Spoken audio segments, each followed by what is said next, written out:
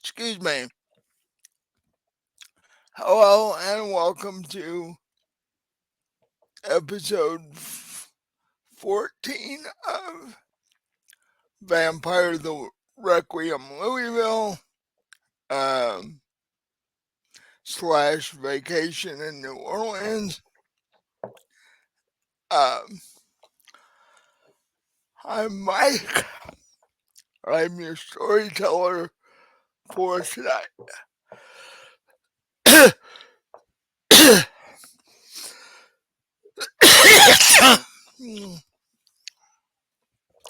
um, I'm here with Robin, my other player for Vampire. I Melody's still dealing with family stuff, although she says she should be back in about 3 weeks. But um, so I will throw it over to Robin and let her tell you who she's playing and what she does. Hi, I'm Robin. I'm playing Dee Dee. She is a vampire of the Invictus Covenant and Deva clan, and she has a YouTube cooking show she puts on twice a week, which is now in reruns while she's on vacation. Yeah. Vacation. Not turning out to be quite the relaxing, uh, leave the stress behind type of vacation that she was expecting. No, not quite. But if it was, it would make for a boring episode. So we can't have that. Uh, Luckily, you have plenty of back episodes that Kylie can keep running for reruns.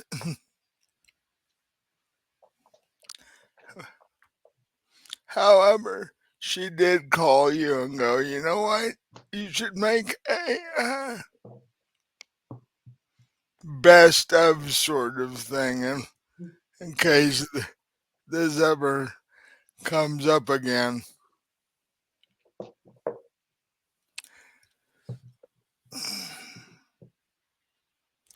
So,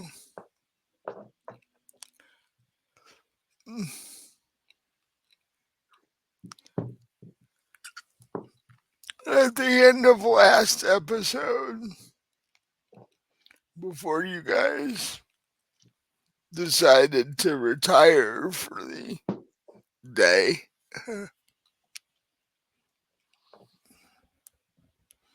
you were planning to talk to the police, the family of the police chief,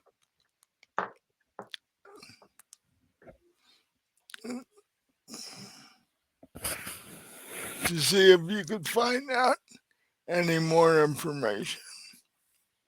So, Magnus's uh, sunset alarm goes off,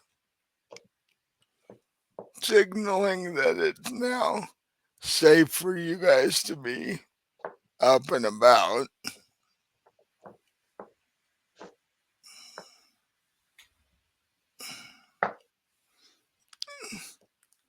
He sort of stretches and rolls over onto his back and puts his arm around you and goes, hello. Evening.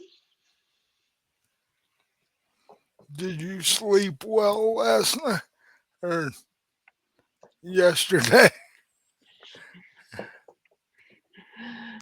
Yes, I did. Mm, I mean, kind of surprised I did with everything that's going on. Yeah, slept pretty good. You're slowly getting used to the place. Hmm. At least New Orleans isn't having the trouble the Louisville's having, though. Right. We don't have. We may have our voodoo priests and our troublemakers, but we don't have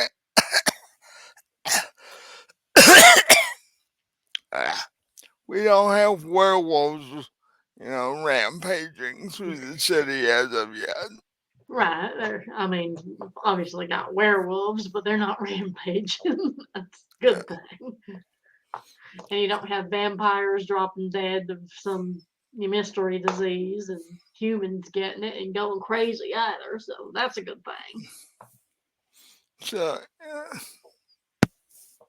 this keeps going up this keeps going on. Property values in Louisville are going to go down the tubes. Right. Nobody's going to want to live there. Of course, you do have a seemingly dead guy going around killing vampires, so that's a thing. Yeah, but at least it's not affecting humans as of yet. True. So,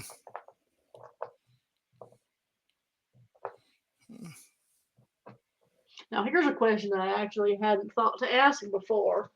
And I don't even know if it matters or not, but I'm assuming that the police chief was human before he died, right? yes. So he himself was not a vampire. Oh, okay. Uh, I didn't think so. Just wanted to make sure. Although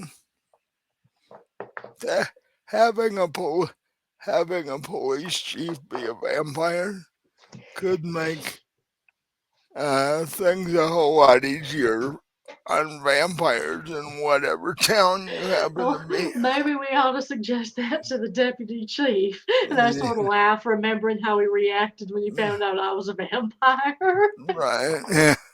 Maybe we ought to suggest he hire one. Mm. Somehow I don't think that's going to go over very well. Probably not. No. Um,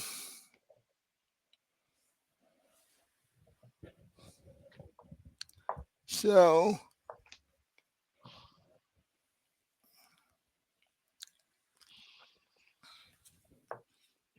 we should.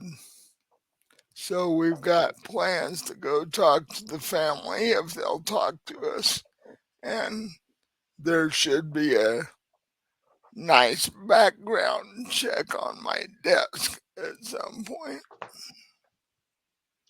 So, how are we going to do this? Are we going to pose as police or reporters or something? I hadn't thought about that. I mean, that would, pull a little more weight, I think, than just a couple of random people showing up. Well, you see, given that the family's still in mourning and whatever, they're not likely going to answer questions from two random people they don't even know much. Well, that's what I was thinking. I mean, I'm sure they've seen you around some, but Well, yeah. they don't know me from anybody. Yeah, I've done a couple of police benefits and stuff, so I'm fairly recognizable in this town.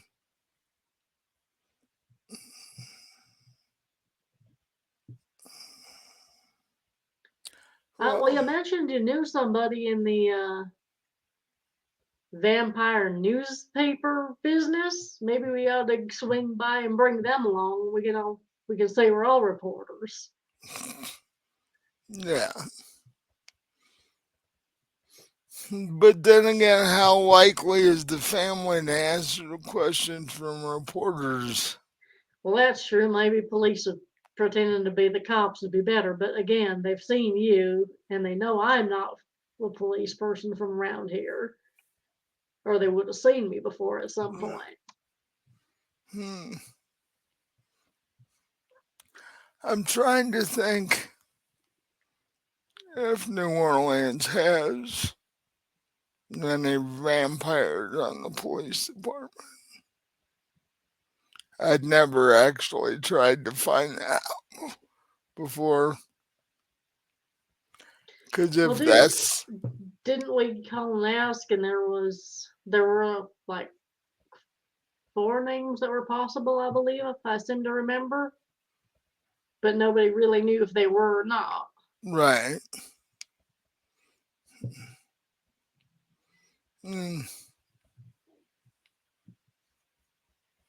because it would be nice to have at least a couple of them for situations like this. Mm, Right. Yeah, I don't think we can pass off as police, but like I said, they may have seen you around. Is there any reason that you'd be asking questions under your own, if you stopped by and asked a few questions and I just happened to come along, you think they'd answer to you? I mean, I'm assuming you're pretty well known around uh, New well, Orleans. actually, I could stop by under the guise of,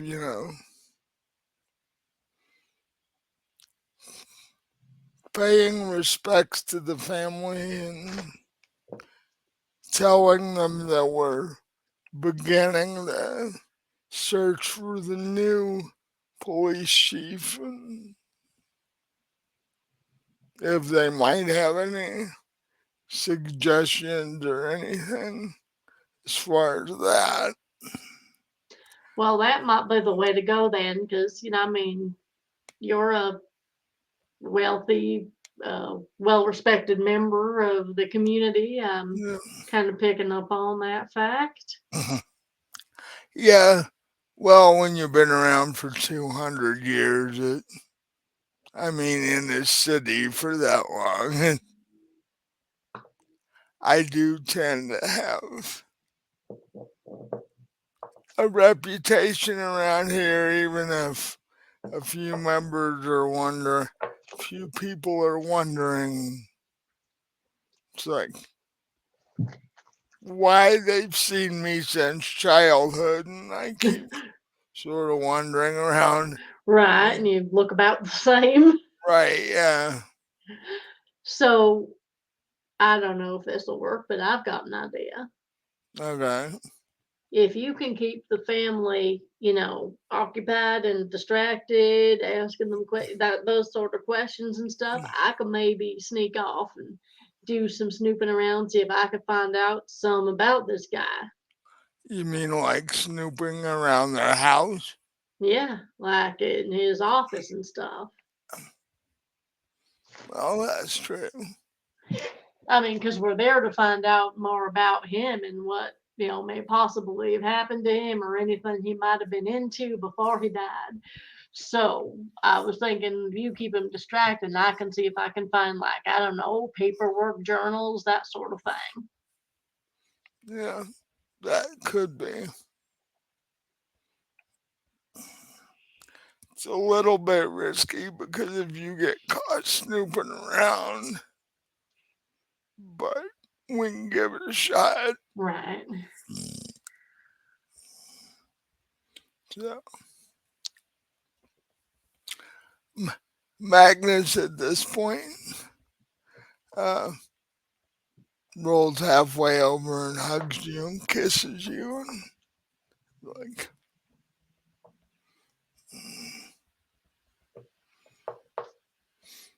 yeah, depending on the whole spy. I'm starting to like the whole spy idea because with me being well known and recognizable in this town. It might be better if I do things other ways than,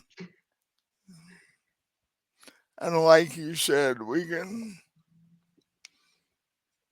once we turn it over to them, we can do more sightseeing and vacation stuff. Right.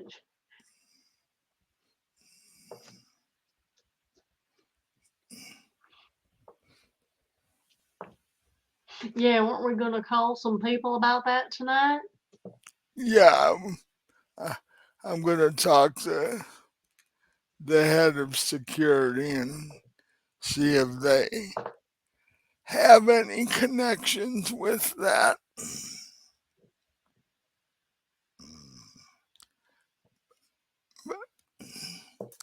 In fact, after we go downstairs and have a couple of mugs of blood, I'll make that. I'll have my head of security come in. Fact, I know. I'll have Sara go get him. There you go. Yeah, we need to get in touch with some maquettes or something who can. Yeah. Well, maquettes are usually the best as far as spies go. They don't really want you to know that, but that's how they, as a covenant, that's how they make their money. So they want to be known but not known, if you know. Right. Yeah.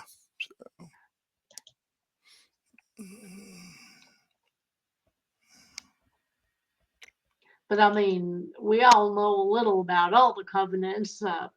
That's just sort of the way things work. They just don't want you to realize that they're actually poking around in your shit, is what it is. They, they want to think they're good enough to do that without you noticing that they're doing that. So, and the good ones are. Um, but yeah, after we go have breakfast, I'll make that phone call and then we can head to the. Uh, well, I'll make the phone call and glance through the file that hopefully is on my office desk and um, hopefully he put the chief of police family's address in there so we know how to get there. We're gonna go talk to them because I don't, you know, I always met with the chief of police in their office. I didn't. I don't know where their family lives. Well, if not, we can always give the deputy chief a call and ask him. True. Just tell him, we were going to talk to the family as part of our investigation. I'm sure he'd give the address to us if we asked. Yeah. So.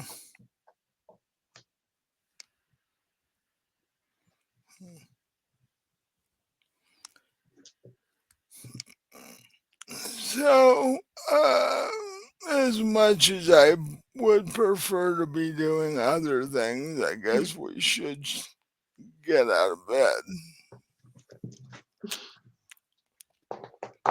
Well, I could definitely use some blood. So. You know, but that was supposedly part of the vacation, too. Yeah. So, I was kind of hoping that would be the vacation. right. Um, so you want me to head down to the kitchen and get mugs of blood while you take a shower, or how do you want to work this? We'll both go down there and I'll take a shower after I have my blood. Okay.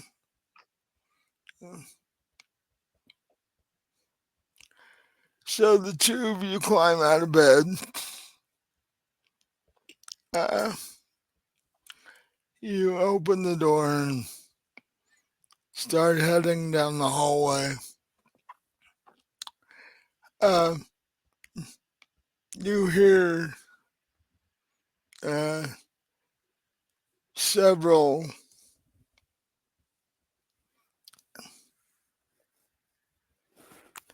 fairly light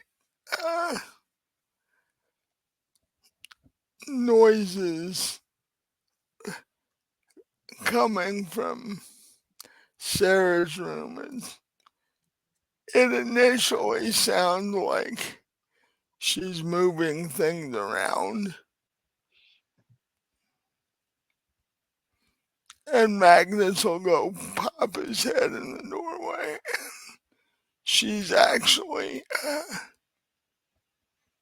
taking clothes out of boxes and trying to figure out where to put them.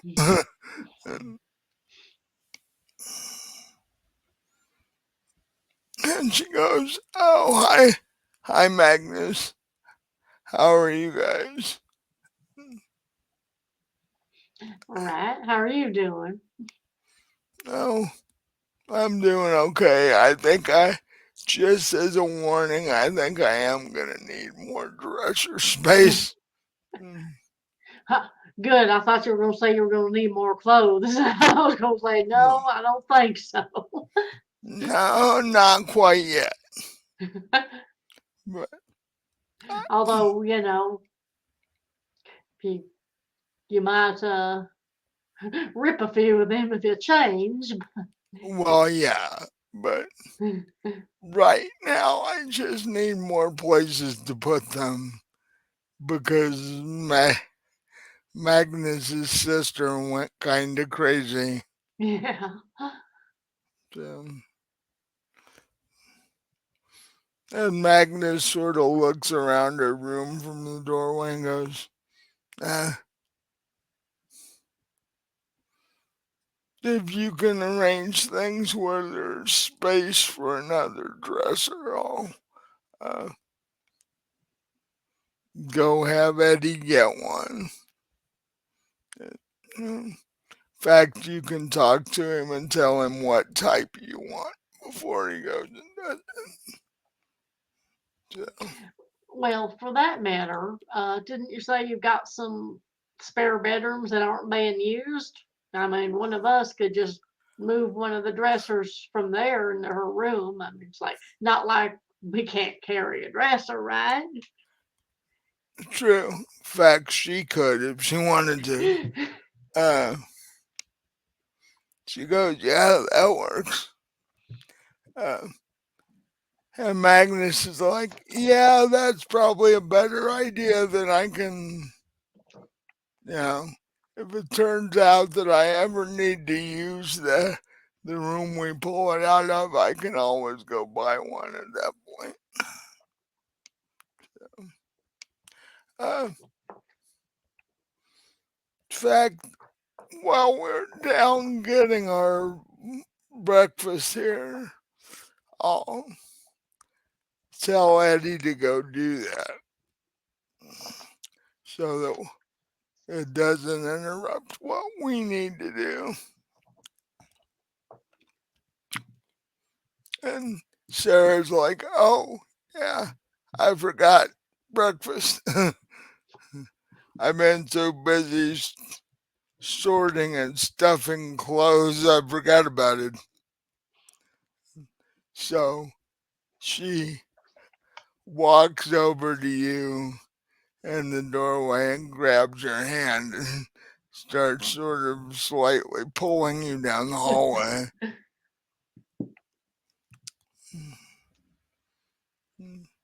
The three of you get to the kitchen and you hear the customary elderly sort of Chinese accent coming out of the kitchen. at its normal elevated volume. It's like, you don't think you've ever seen a day where Wong wasn't yelling at somebody about something. So I'll look at Magnus and be like, I think your chef's pissed off again. Eh, with him, you never know. Uh, Seriously thinking about sedating him at some point, but yeah, uh, Put a little Valium in his morning blood or something. right, yeah. Be my luck, it wouldn't do any good, and it just piss him off. Um, so he'd yell at me instead of Right. whoever else he's yelling at.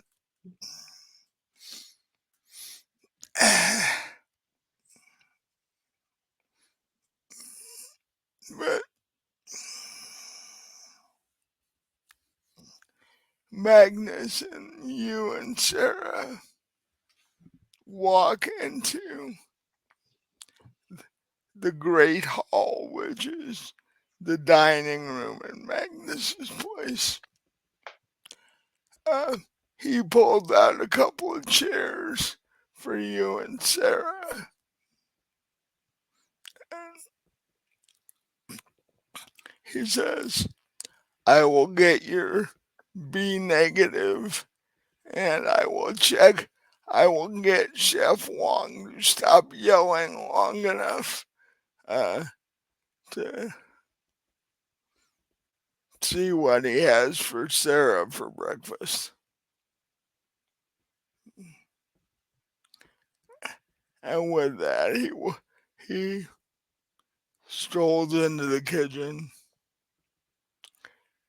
And a couple minutes later, you actually hear Chef Wong stop.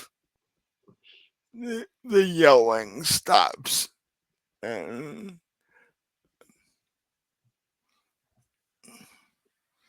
you hear a rather muted conversation.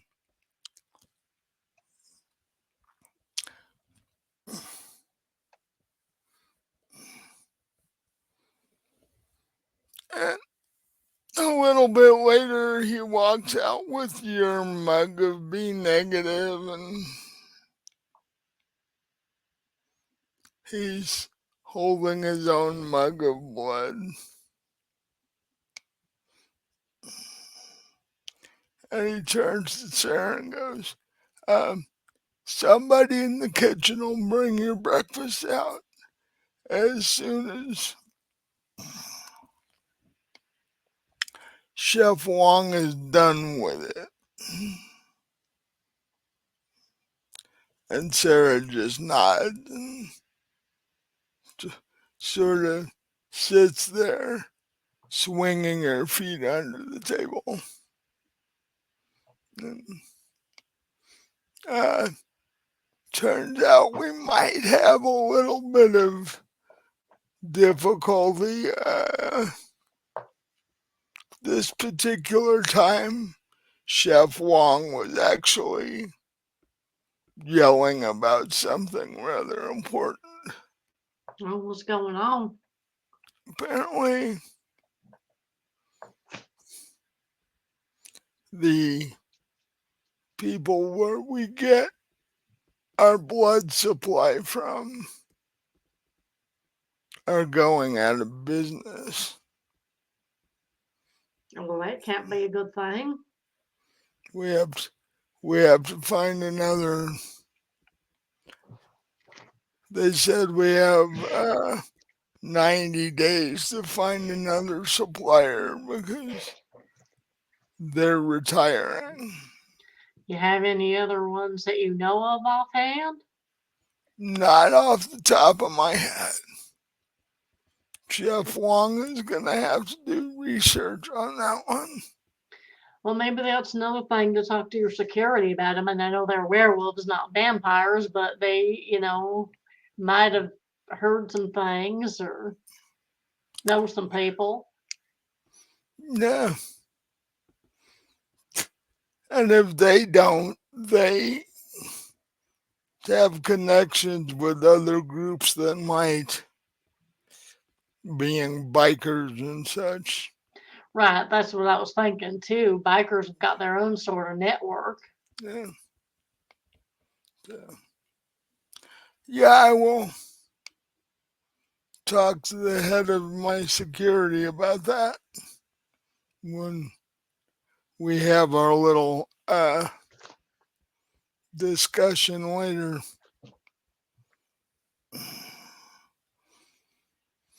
And at that point, one of the kitchen staff brings out this plate that has what humans would call a uh, partially cooked pork roast sitting on the plate. And they put it down in front of Sara and sort of ruffle her hair. And she turns her head and smiles and starts instantly ripping into this pork roast. And little bits of pork are flying around and It's actually good. I was sort of laughing, like it's actually a good thing you don't go to public school because I cannot imagine you at lunchtime. she, You'd have all the other kids running scared. That's for sure. she looks up and smiles like that wouldn't be a bad thing. In fact, I could actually snack on the slower ones that She's Magnus, the hot Magnus is lunches. She just goes through the whole hot lunch counter, and there's nothing left for anybody else. right. Like Magnus smiled and turns to Sarah and goes, "You're not allowed to eat other school kids." Actually, you're not allowed to eat anybody unless it's absolutely necessary. Right. And she gives him this playful, disgusted look like, "Oh, you're taking all my fun away. Come on."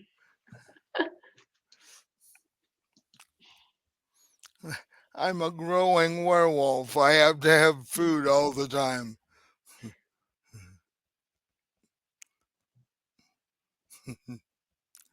Magnus is like, that's why our food bill goes up. Right.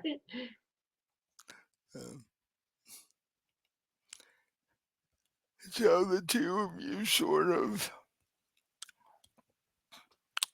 take a couple minutes to leisurely finish your blood as Sarah is devouring her pork roast. And,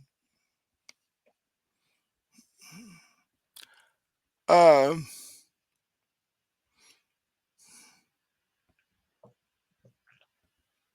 Magnus turns to Sarah and goes, when you're done with that, I need you to go out and, well, first check on the dog, and two, uh, tell my security detail that to come and I need them to come in and we need to have a chat. She's like, I can do that. She goes, oh, that reminds me.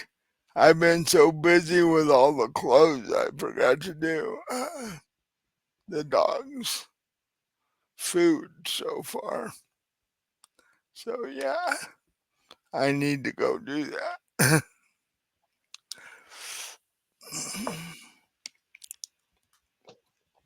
And, uh, she finishes the food, pushes the uh, platter back onto the table, uh,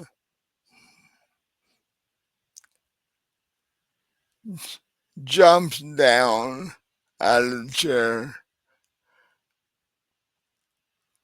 walks over and gives you a hug, and then heads out the door. And a couple minutes later, you hear the dog barking because it sees Sara. And like, so, um,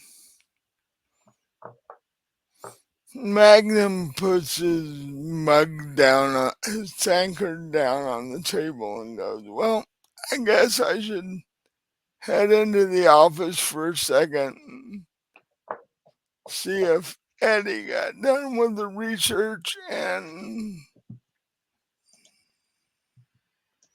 see if I can make a couple of calls myself." So I should be back in a little bit. Um, you might want to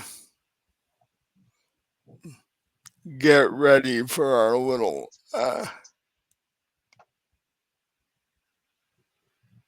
interrogation session with the chief of police's family. Right, so I'll go take a shower.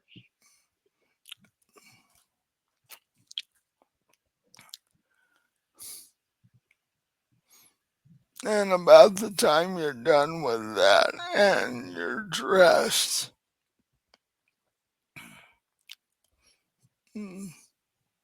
you would be in. Now, do you have a separate room where your clothes are, or did you move everything into Magnus's bedroom? Everything's in his bedroom. So, as you're getting dressed, you see him pass by, headed back toward the dining room.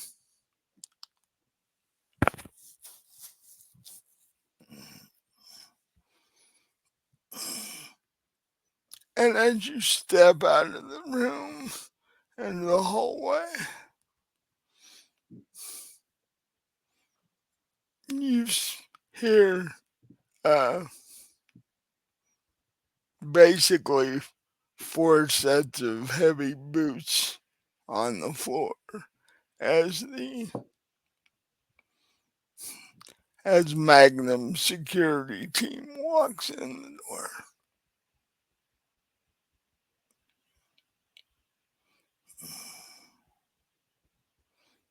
So by the time you get done dressing and are headed back into the dining room, Magnus and the four bikers that make up his security are sitting at the long dining room table.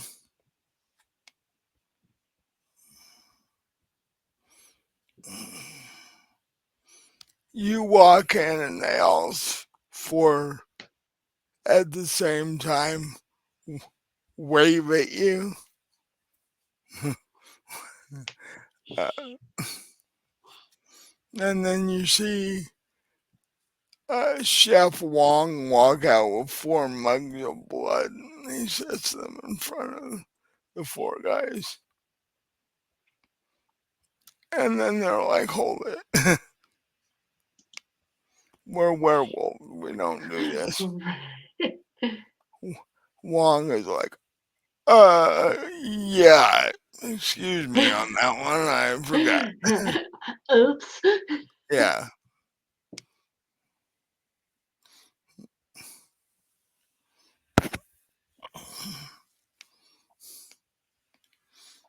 And so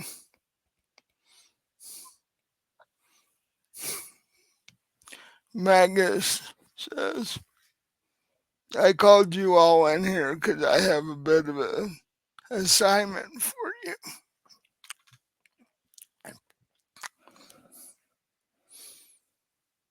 I'm going to start employing spies. I'm going to put at least 3 on the payroll. I want to know if you guys have any connections and or suggestions on how I can get a hold of these people. The 4 of them sort of look at each other and then look at you and Magnus and goes, the head security guard, his name is Gavin.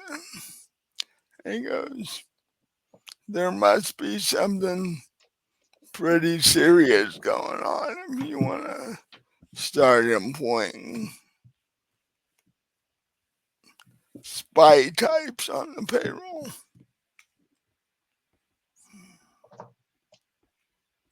Uh, Magnus is like, you could say that.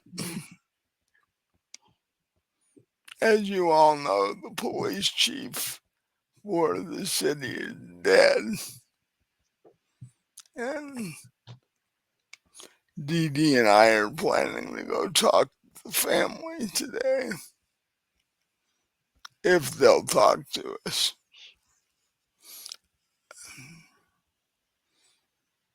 And mainly the reason that I'm employing spies is there's just too much research and too many things to find out in this mess for us to do it all by ourselves. And if the police department's involved, uh, spies can probably find that out easier than we can. Because if they know us, they'll hide it from us. So.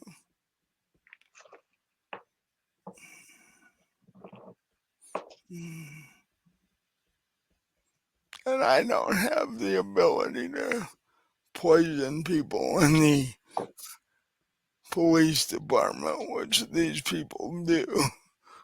Well, hopefully it won't come to all that. Depends on how not cooperative they are.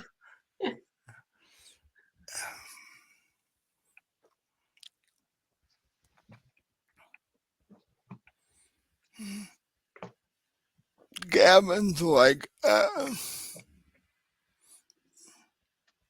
we can say it's a pretty evening for a drive. We can take a little ride and see what we can come up with.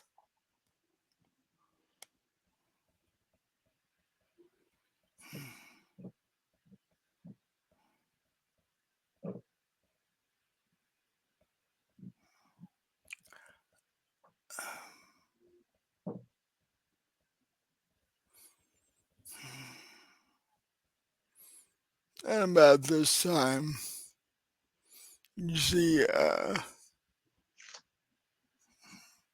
Sara come in, run in the door. She's in werewolf puppy form at this point. She's been out feeding the dog and playing with him and stuff like that. So,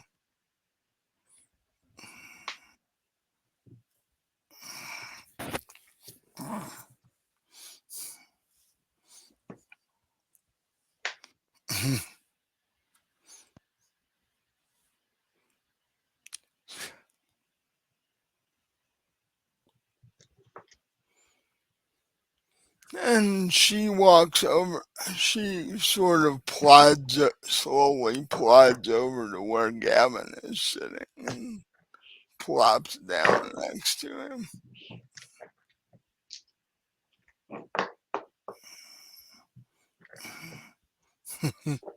And Magnus goes, so Gavin, how's your boss doing so far?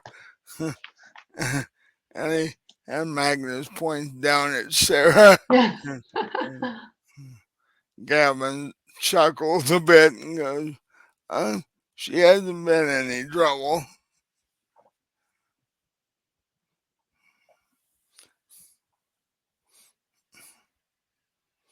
At that point, you see Sara switch form. So now she's back to her little girl form.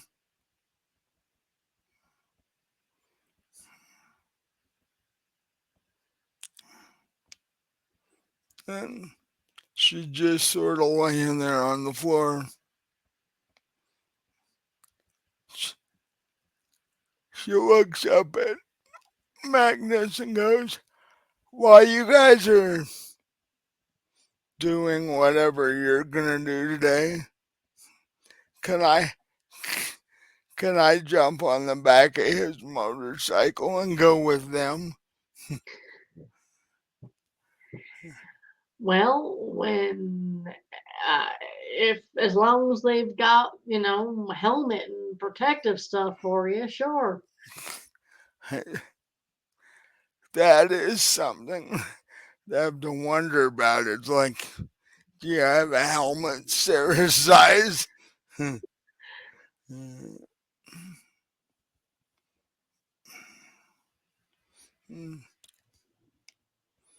says, Magnus said, go check with the chauffeur in the warehouse. They'll probably have something in there that'll fit.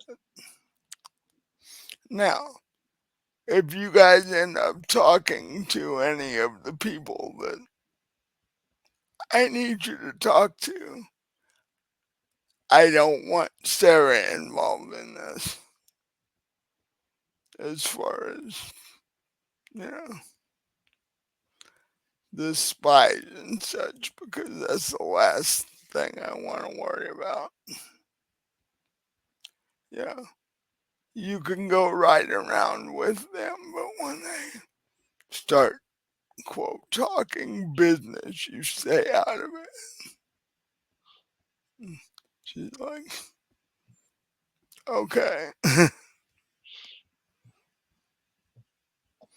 And one of the others is like, we'll keep her busy. It won't be a problem.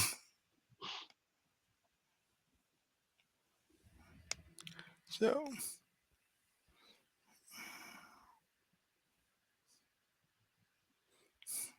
but it's like, if you're gonna ride on a motorcycle, go put on a pair of heavy jeans and boots and such. Because not really a good thing for a little girl in a dress to be wandering around on.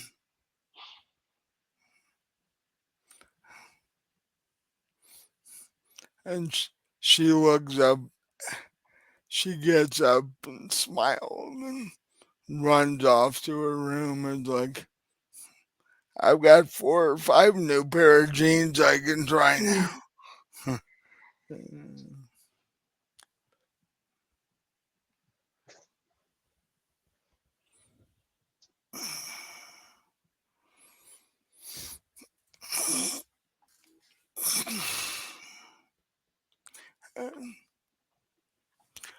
I want to see something here.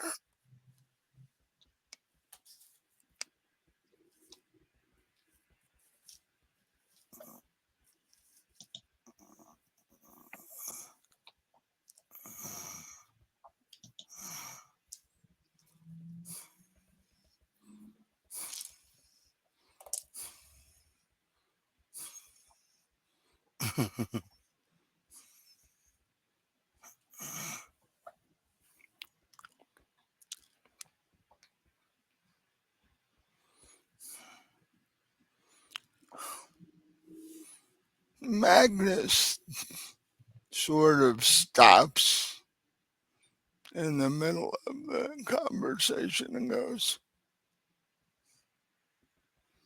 where's my sister? See, my sister's good at social media type stuff.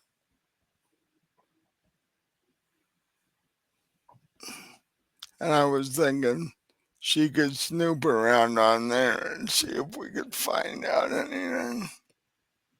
Um, Oh, well, that might not be such a bad idea.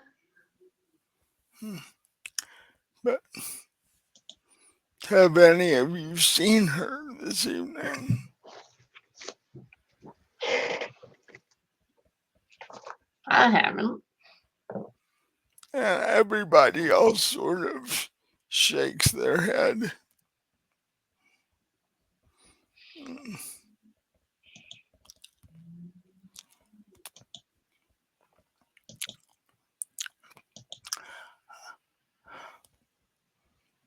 Magnus turns to you and goes, "Could you do me a favor?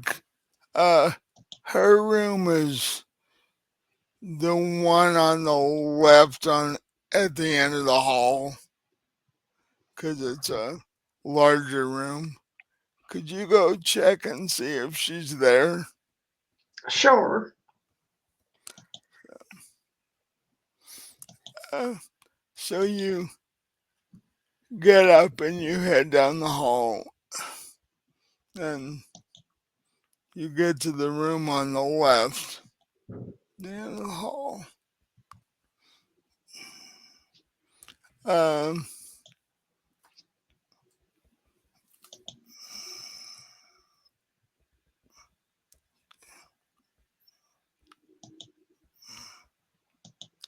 let's see. I need uh,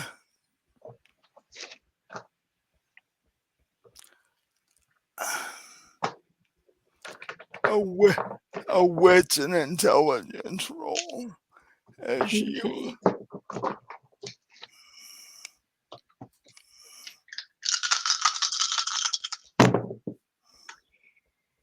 Okay, so that is one success.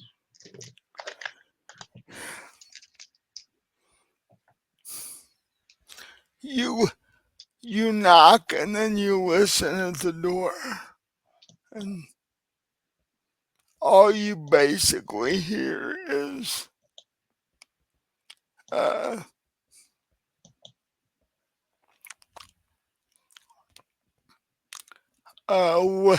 labored breathing,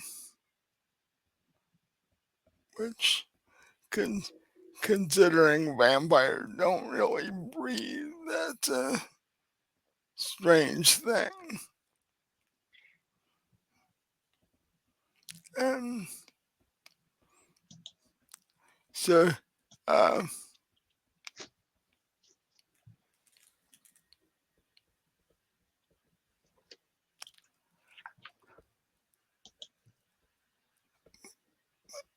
but um, she is able to tell you that the door's not locked. So you walk in the door. Kind of carefully, yes. Yeah. And she's laying on the bed,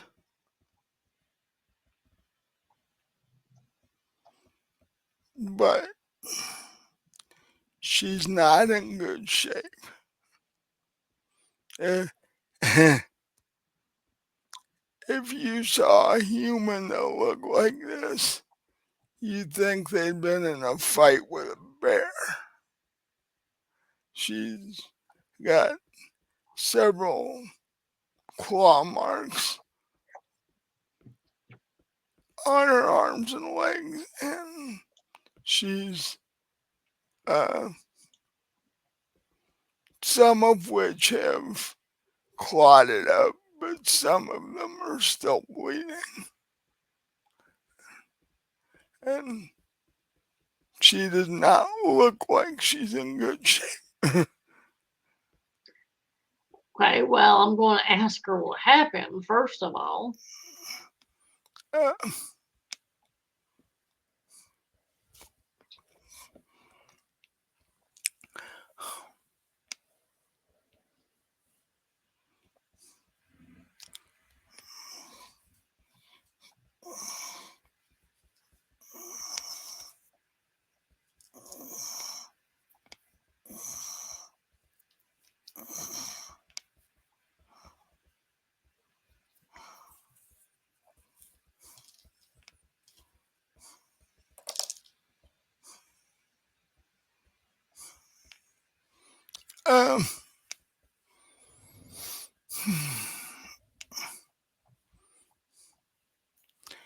she sits up a little bit and says,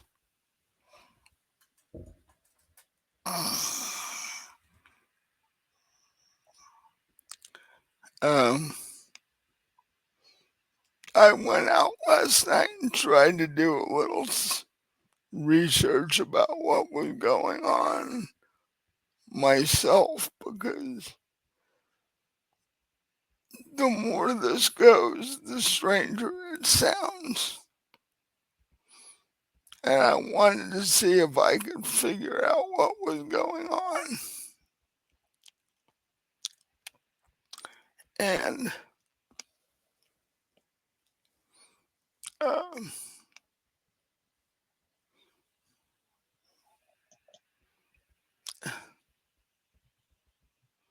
so I went down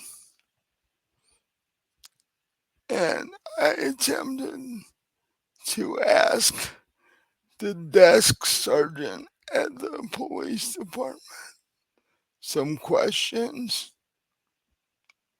Um, didn't really get very far. They didn't seem like they wanted to tell me anything.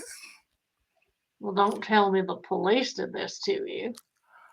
I actually don't know who did this. I was walking out of the police department. I'd made it across the parking lot and was standing on the sidewalk next to this tree, uh, preparing to get back into my car. And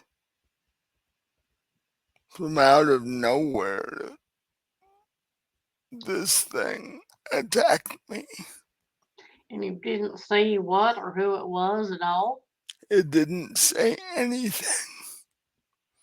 No, I mean, you No, didn't see it. no, it it had to come up from behind me, because if it'd come right or left or in front of me, I would have seen it. This thing either had to be waiting in the parking lot or came out of the police department and followed me out of there.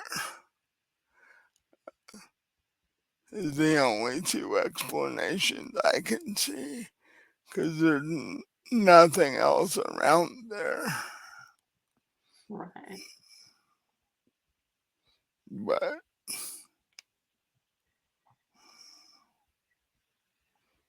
So it just did this to you, and then you somehow did it leave, or you somehow got away?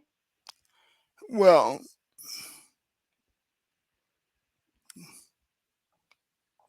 it did this to me. I fell to the ground and passed out because of blood loss. And I'm assuming it decided that I was dead, or it, Oh, all right. or it would have continued to attack me. And then a little bit later, once it left, I was able to uh, slowly and painfully climb into my car. I made it back here.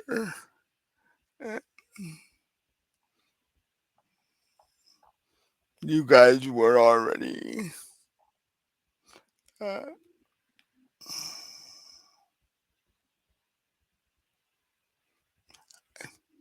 in Magnus's room. I'm assuming for the day, because this was right before the sun started coming up.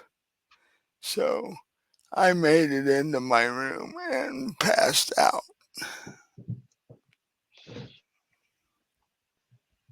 But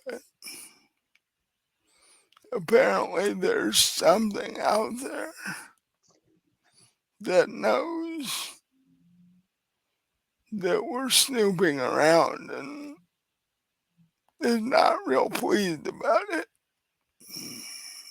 Well, that's a complication. Um, you want me to send Magnus in here, or you think you can get up and come out of the room, or Uh, you want some blood? blood wouldn't help. Blood would help me heal quicker. Uh, And I will send Magnus in because this is obviously something he should know about too. yeah, because I was hoping to be in good enough shape to talk to one of you before you left, because if you're going to talk with the police chief's family, it might be a good idea to know what happened to me last night. And if this did follow me out of the police department, uh, is it a police officer or what? I would certainly hope not. My immediate thought after the attack was over was a werewolf, but I'm not exactly, since it was dark, I'm not exactly sure if that was it or if there's something else.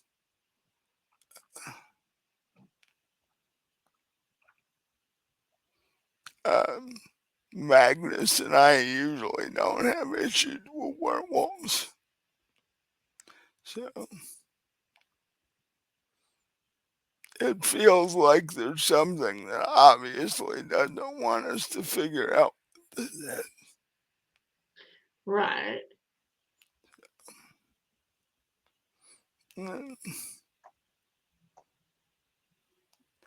She sort of, uh, I was gonna say, gets this pale look on her face, but she's already pale because she's a vampire. And she's an Icelandic Nordic vampire, so she's like Snow White almost. So pale would actually add color to her skin. But uh, she goes, uh, I'm getting pretty tired. Uh, can you go grab that blood? In fact, you could just have Magnus bring it to me. Yeah, I'll do that. So, so you walk back down the hall to the main, the great hall dining room, and tell Magnus. Magnus turns to you and goes, is she there? Well, she's there, but uh, she was attacked by something last night and she's not doing too good. What? Uh, I'll let her explain it to you, but if you could bring her some blood, that might be helpful. Yeah.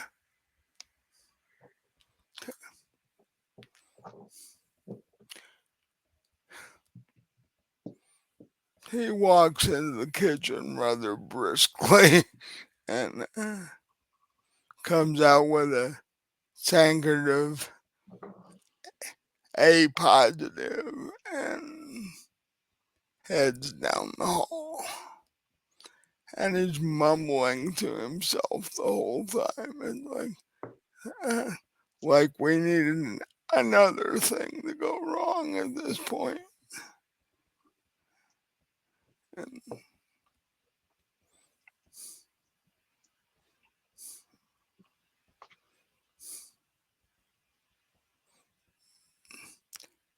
and he's down there for a good 20 minutes or so. And then he walks back into the dining room.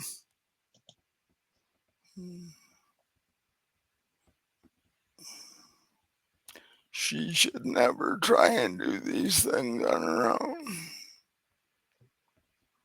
She might be a vampire, but she's not trained for this sort of thing. Plus, we don't know what the heck we're dealing with. So, she should have never done that. Yeah, she probably should have thought through a little. I mean, at least told one of us what she was planning to do and taken us along. Right. But the tankard of blood I gave her won't help her heal quicker. Uh, she, although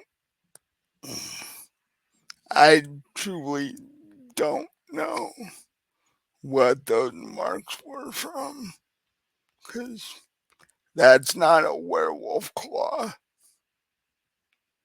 I've seen enough of those marks.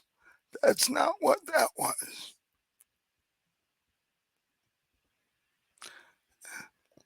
And you can see the 4 security guys perk up. They're like, so there's something in this town that it's Apparently so. that attacked your sister.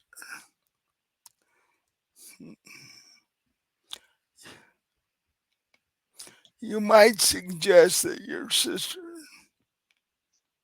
um, um, have her go visit her parents. Have her get out of here for a while. Then we'll add that to our list of uh, looking when we if we can find the 3 spies you want. We'll add that to the packet of information.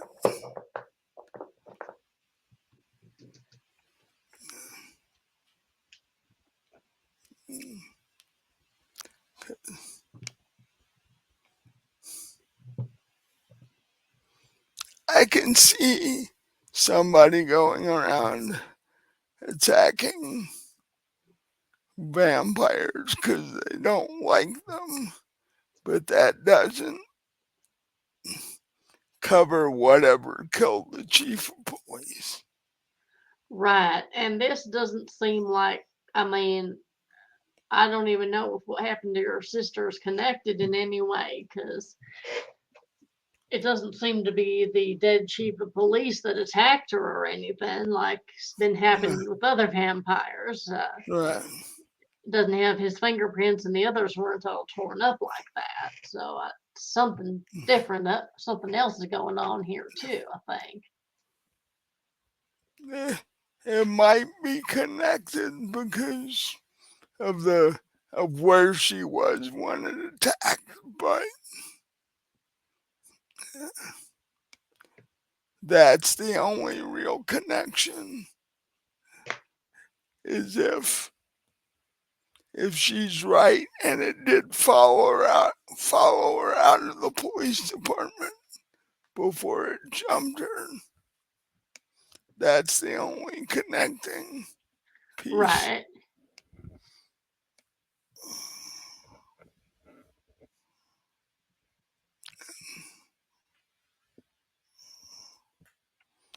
Well, I had I had mentioned that maybe the person taking out the vampires might have help. If this is that help. Uh, and if it can do that to my sister, we've got to be careful. Right. Mm. So I'm wondering if this could be another aspect of the whole voodoo thing, if this is some creature that one of them got in contact with somehow or made. or made, yeah. That could be. I think after we talk to the chief of police, we need to take, uh, shall we say, rather lengthy um, sightseeing tourist trip into the uh, magic and voodoo neighborhoods in New Orleans because there's seriously something weird going on. Right. And if we're going to do that, I think the way to handle it would be to pretend to be potential customers asking for something like that to see what they say. Right. Um, since I'm fairly well known in the town and people know my face, I'm gonna let you handle that. I will go with you as like, Well, maybe Hanley and I ought to go in together just in case they'd be more likely to talk to a man. actually that's true. You and Hanley can do that, and I will actually, well, actually, yeah. You and Hanley do that, and I will go talk to the police chief's family, and, and I will do it in sort of a partially official fashion thing and tell them that we're uh, compiling a list to come up with a new police chief and we just wanted details and stuff. They should be okay with that. All right. So, So, so I guess we better get Hanley in on all this then. yeah. Who you haven't seen this evening as of yet. Right. He better not be laying in his bed all torn up. No. Fact, you, um, Sara comes out of her room and literally looks, she's dressed almost like one of the security team. She doesn't have the leather vest, but she has the boots and the blue jeans and the, you know, ACDC t-shirt. Yeah. She looked like your average 10-year-old girl. Uh, throw some more leather on her and she looked one of the she looked like she normally rode with them. But and and uh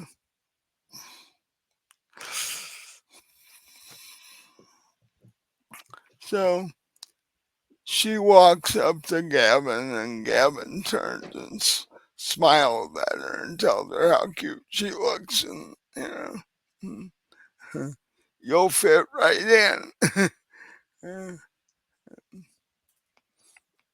And Magnus goes, uh, before you guys do that, Sara, could you go down and check on,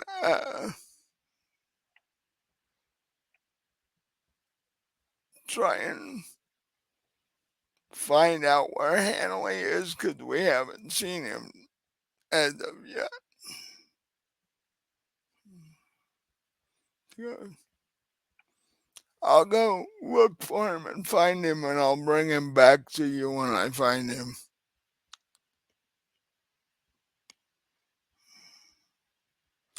Uh,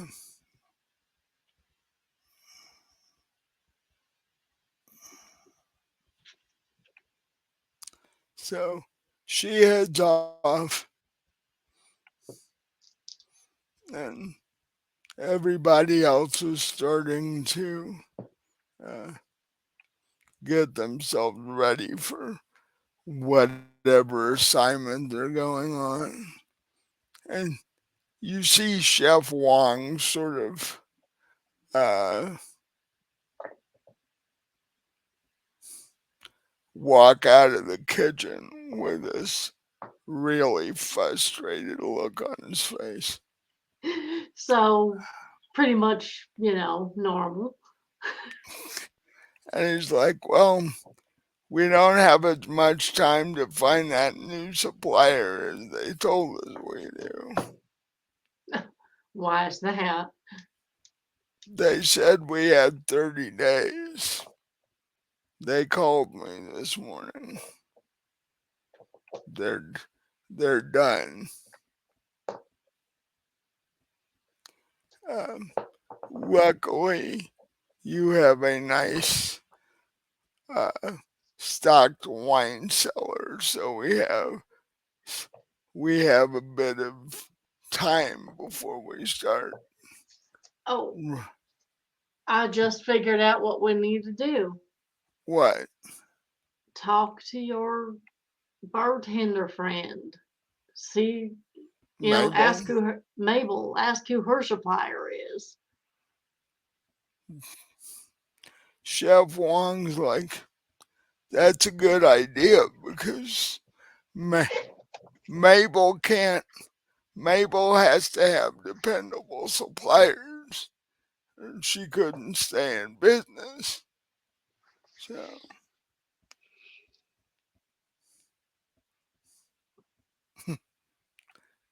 Magnus is like, well, since the rest of us are doing other things, you get to go to Mabel's and talk to her and about distributor sort of thing. And he's like, that'd be cool. I get to talk to Mabel and because we haven't chatted for a bit, and I can relax and have a drink or two, and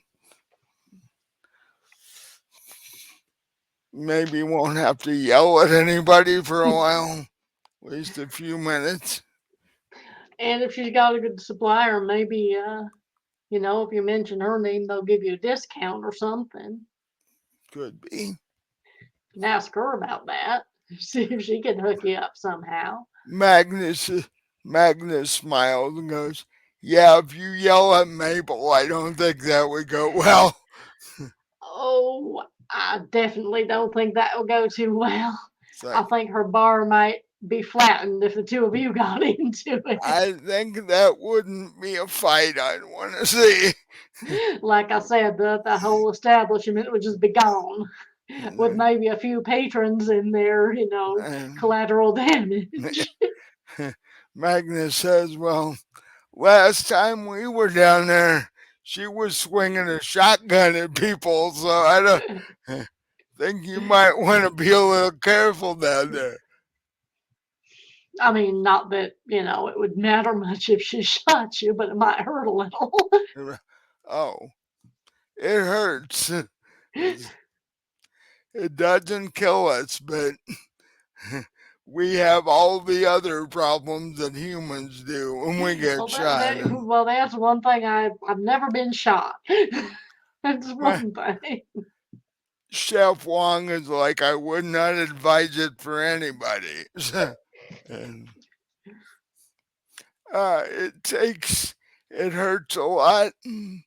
It takes longer to heal than certain other kinds of damage.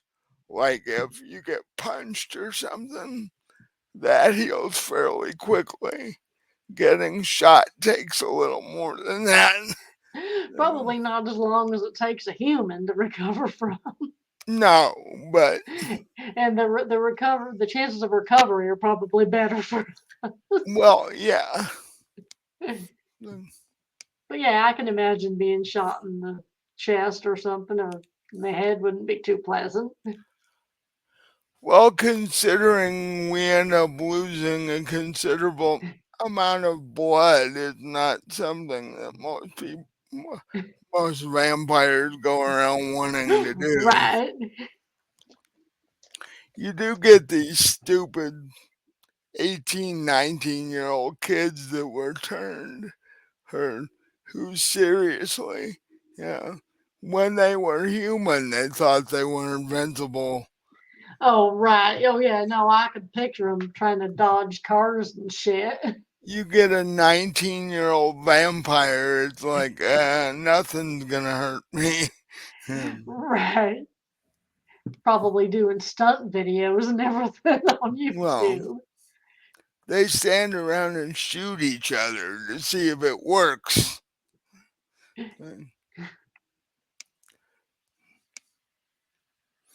Until one of them happens to actually accidentally encounter a magically uh, a bullet that was made for magic, and then Right. that causes the problem. Well, just as long as they don't sit out, in the sunlight and think, to see if that works. Well, most vampires, even at that age, are smart enough not to do that. Like, But oh no, I think, oh, that's just an old wives' tale. I'll prove him wrong. And then the next thing, they're just a pile of dust. right, well, see, magical damage, you have to get actual magical people to heal you. So, you know, anything that's worse than your average stab wound or gunshot actually takes some effort to heal up, which makes me wonder what the hell it was that attacked my sister. Well, I'm kind of getting the feeling it wasn't really a weapon. It was some sort of creature with claws or teeth or something. Yeah, yeah. From the mark she showed me, that wasn't a weapon. No. And you said it didn't look like a werewolf. But they have longer claws than normal werewolf. Did you happen to, have you ever seen anything like that? You have any ideas of what it might have been? I was half thinking of having Gavin go look at her and see. Right. And I was thinking too, if she'd let us, this is maybe an imposition, but if she'd let us take some pictures, if you have any idea of anybody could show them to who might know something, would Mabel know anything? She's been in New Orleans forever, he said. Well, see, that's what I'm thinking. She's a bartender. They hear things, you know, hairdressers and bartenders hear shit Right. that nobody else hears. Um, actually, what I'll do, Magnus turns to Gavin and goes, "You have your phone with you?"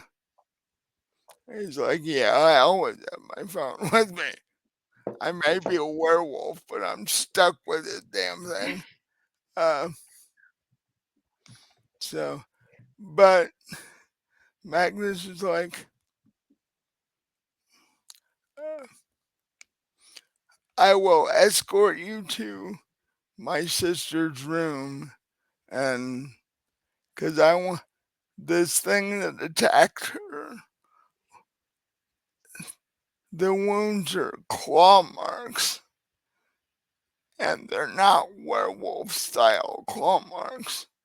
So I want you to take pictures, and as you are out uh, doing the spy thing, show these pictures around and see if anybody has any clue. Because the last thing I need is something coming after my sister that we don't know what is." So, Or coming after any vampire for that matter. Yeah, but they find out that my sister's not dead, they might try again. Or, maybe they weren't after her to begin with. Maybe this is about you or us. Maybe something new. We were asking questions and they knew she's your Well, sister and was trying to get to us through her. well, because we asked questions and then she went in and apparently was asking questions and whatever this is apparently didn't like that. So, Right. mm, I'm hoping it wasn't and the police department isn't involved.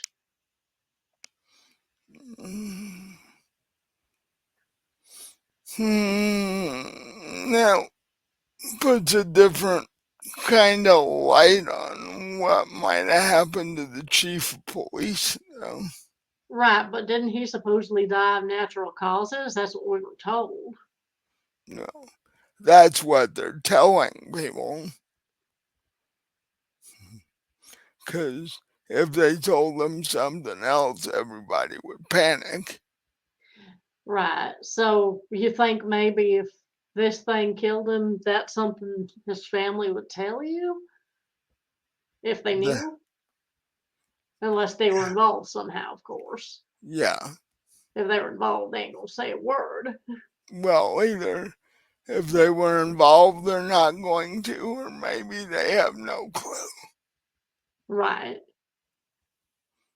I mean, it is a pretty weird way to die. So they probably if that's what happened to them, they're probably freaking out, not knowing what the hell's going on themselves. Right. Unless one of them, you know, is Yeah. best friends with this thing. yeah. Wouldn't that suck to find that out? Yeah. Your best friend just killed your, husband or cousin or whatever the chief of police happened to be. Right. So, yeah, so sounds like we all got some work to do. And I will have Eddie hang around and look after my sister, and I'll tell him if things get worse, I'll give him the number to the doctor that I use, and he can call him over if necessary.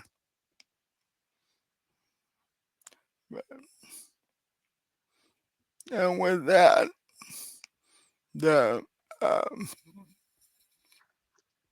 four, sec- four security guards, well, five if you count Sarah.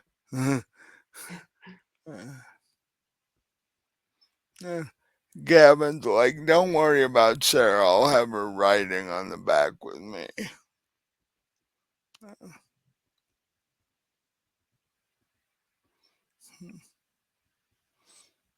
But if she likes this, you could be in for a bit of an expenditure if she likes.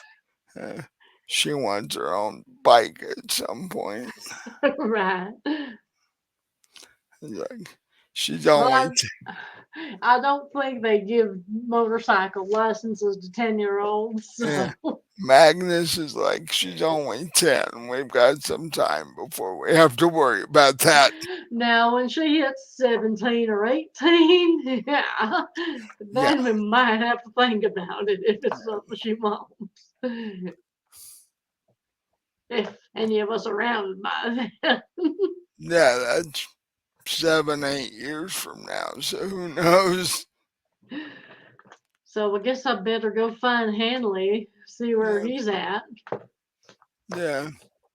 Oh, Sarah went to find him. Oh, okay.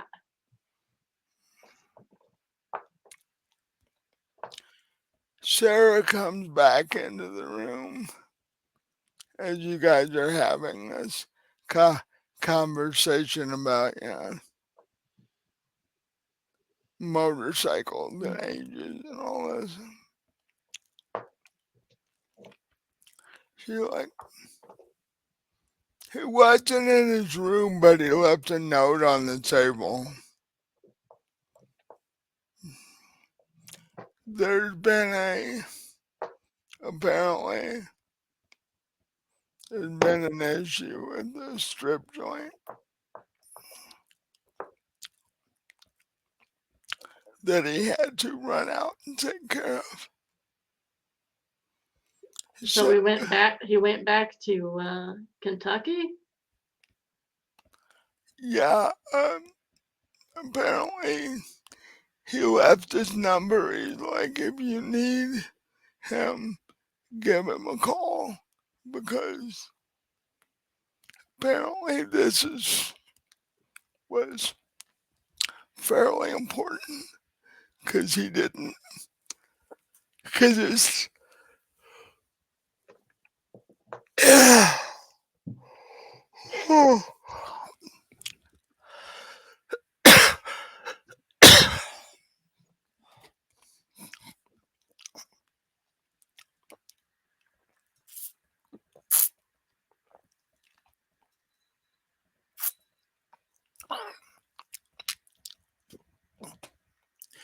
one of his bags are gone, but most of his stuff is still in his room.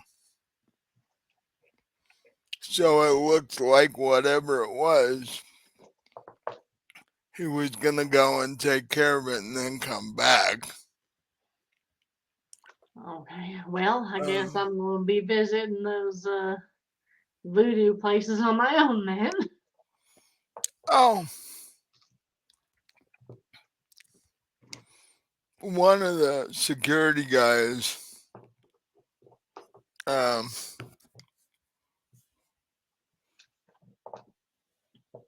stands up and goes, "I'll go with you." Oh, all There's- right. Don't need all four of us to do what Magnus wants us to do, and the people in the shops in this town don't know me because I don't tend to frequent those places. So I could go with you and we could just fake like we're a couple of tourists from Right. That works. I mean, I am. so you could tell them I'm your cousin and you came to visit and I'm taking you to all the touristy spots.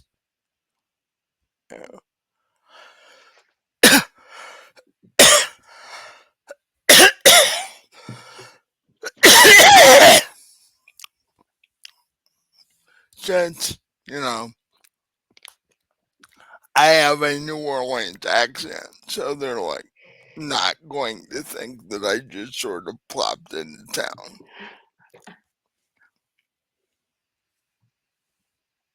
So Magnus goes, that works.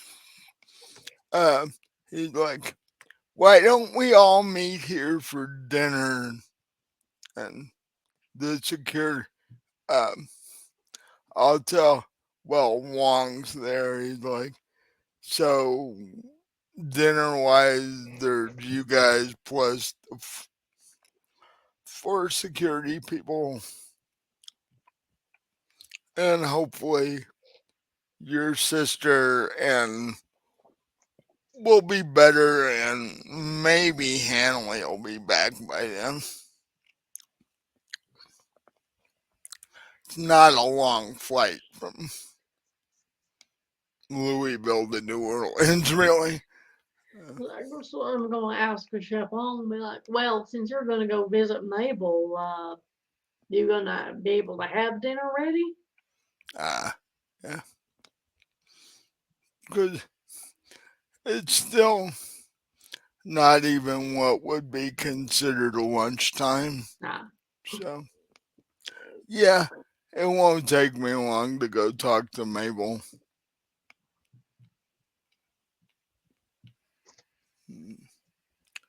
But we might end up having dinner a little late, but it won't be anything major. We won't be eating dinner while we're trying to dodge sun rays coming in the window or Yeah, anything. nah, not quite gonna be that late. Oh, good, because I don't really want to, dine and die. What, you don't want the extra exercise while you're eating? Yeah. Having to jump back and forth while you're eating. No, and I definitely don't want to be in the sun. I've experienced that, just a little bit is pretty painful. Yeah, well, Give sunburn a bad beginning, I can tell you that.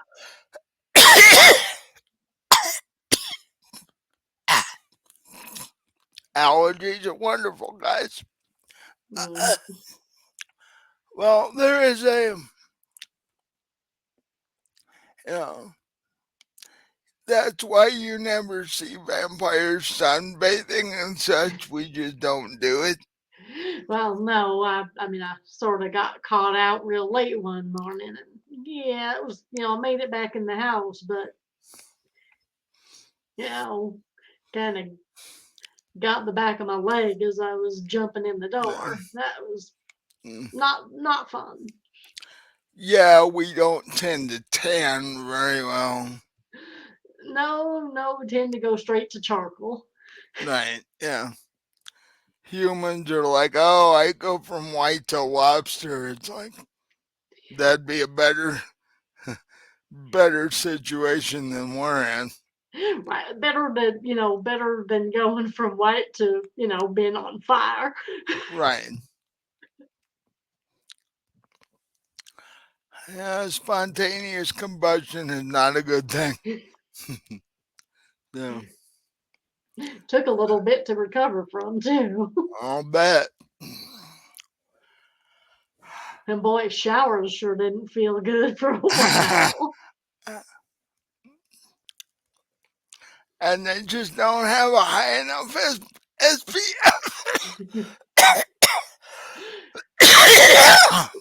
Right? People tend to look at you funny when you ask if they got a sunblock with an SPF of 500. Yeah, really. It's like,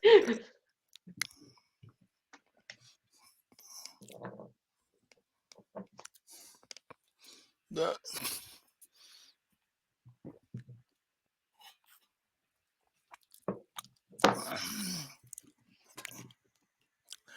um,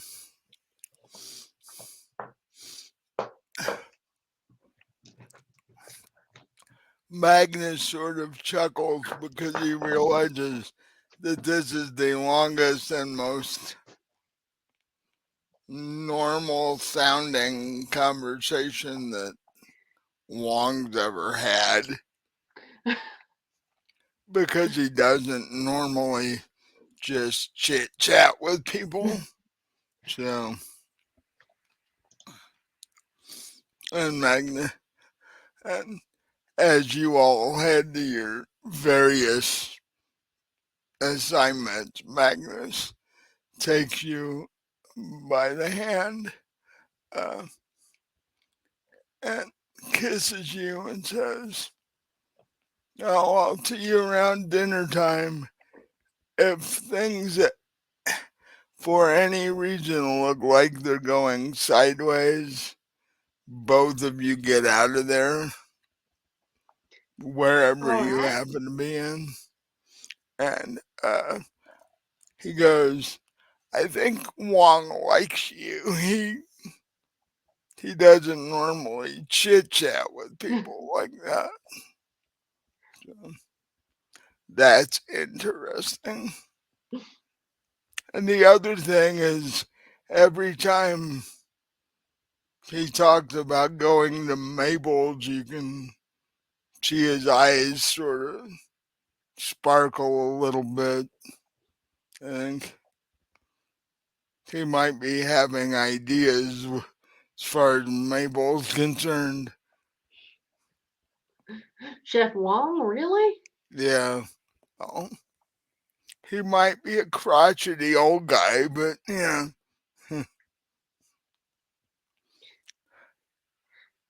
Well, I mean, Mabel seems like she could hold her own pretty well, so Wouldn't that be an interesting pair? yeah, just like, oh my God, I can't imagine the fights they'd have. Well, just as long as we're on the other side of town. Yeah, exactly. Although Chef Wong basically lives here, so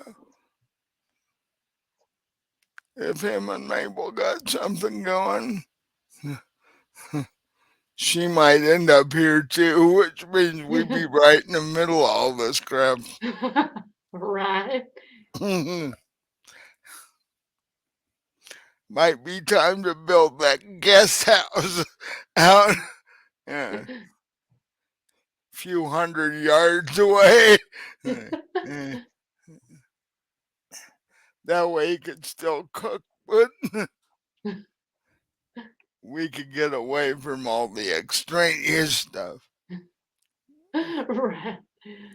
Yeah, or at least, soundproof the kitchen or part of the Right, yeah, house or something. right.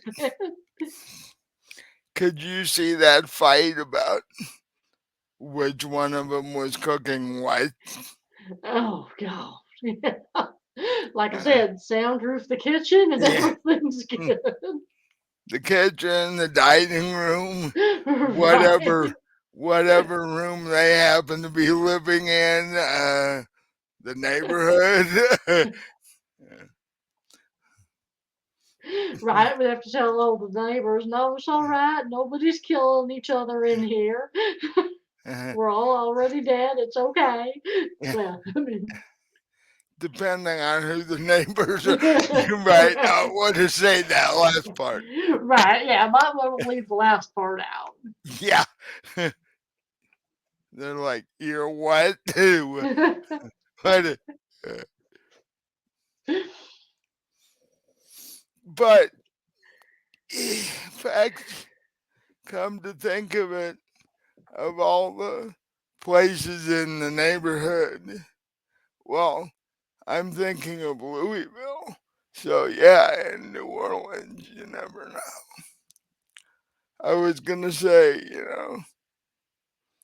in Louisville, you had Hanley's place, and uh, where Marcy and her family were, and that's a secluded enough neighborhood that you know they're all vampires and they know it, but not, you don't necessarily know that about where Right. you're at now.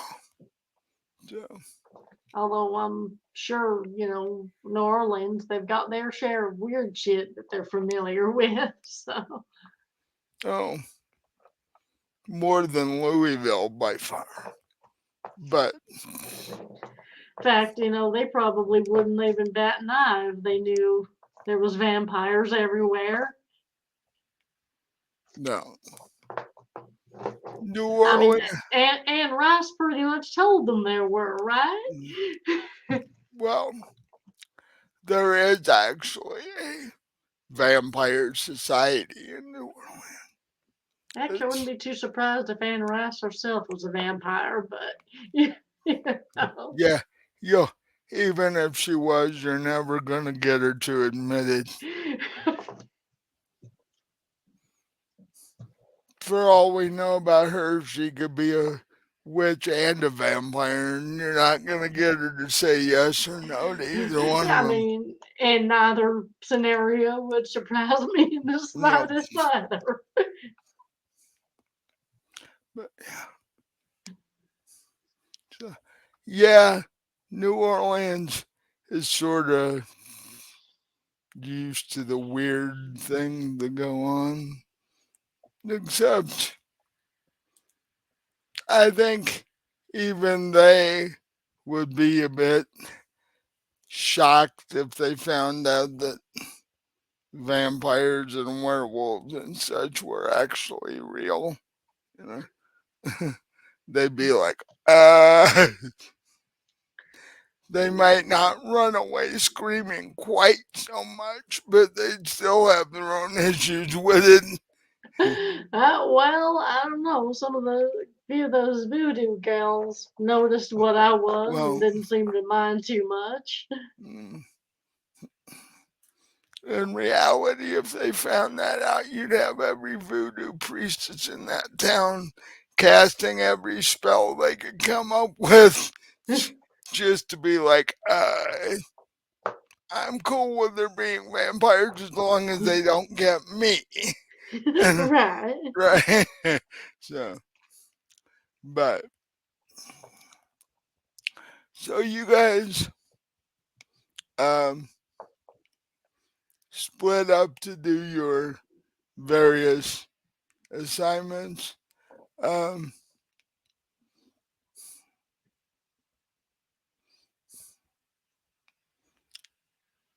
Magnus asked you, how do you guys want to get there? Because tourists wandering around the voodoo section of town in a limo would not look right. Well, shit, I was hoping I'd get a ride on the back of this guy's bike here. Magnus is like, if he's okay with that, that's fine. Uh,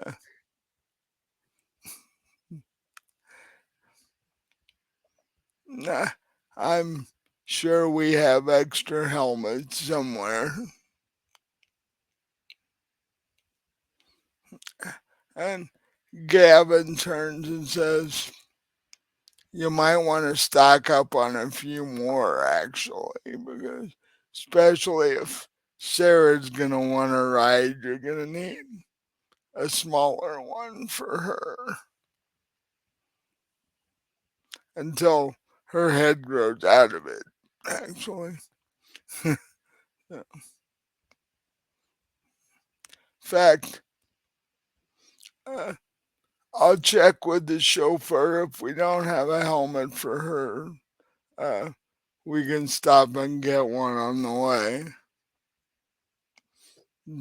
I know there's extra grown up size helmets, so Dee Dee'll have one, but we've never had a little one on a motorcycle before, so, and we weren't really intending on that. He pick Gavin picks up Sarah and goes, you were completely unexpected. We didn't know we'd have a little furry creature running around. And she puts her arms around his neck and goes, yep, you're stuck with me. You can't get rid of me now. And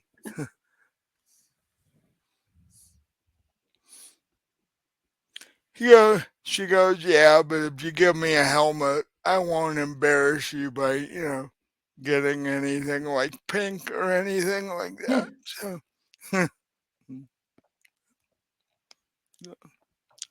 um, so Sarah and the others head off. Um, the one that's gonna take you walks over and introduces himself. Um, goes, we've seen each other, but we've never officially met. Uh,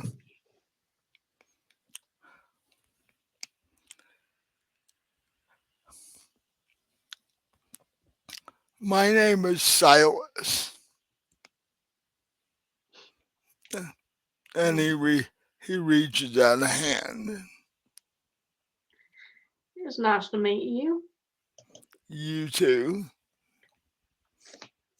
How long's it been since you've been on a bike? Well, since I've been alive, actually, so about 20 years, give or so take. so you are on a bike as a human.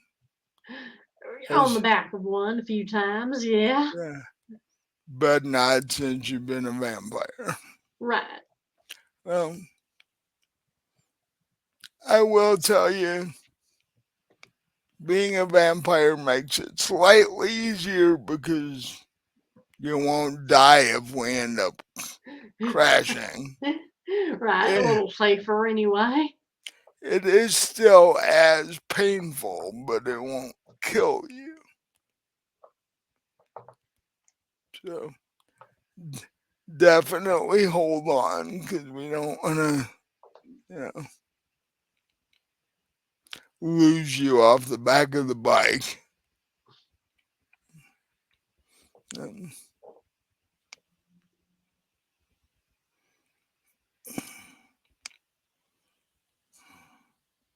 and Magnus turns to Silas and goes, "You take care of her, all right?" He's like, "Will do." The two of you head off. Uh, Magnus goes down to. Actually, Magnus follows you guys out. He goes down to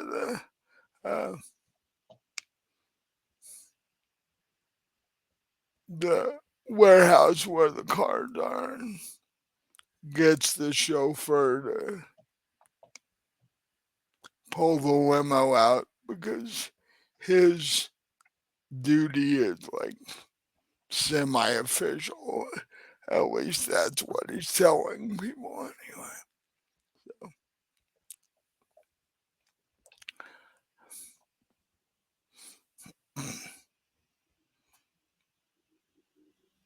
And about the time that you climb on the back of uh, Silas's bike, you see the other three, Gavin and the other two guys, uh, pull out of the driveway, and you see Sara on the back of Gavin's bike, and they head off. So, uh,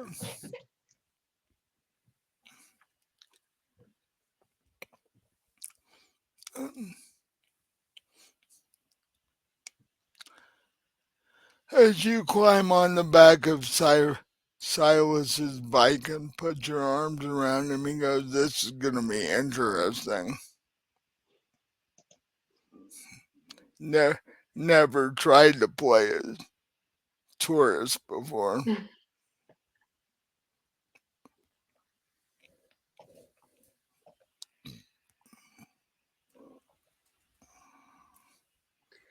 Well, hopefully we won't, run into any trouble or anything. Like Magnus said, if we do, we better just get out of there.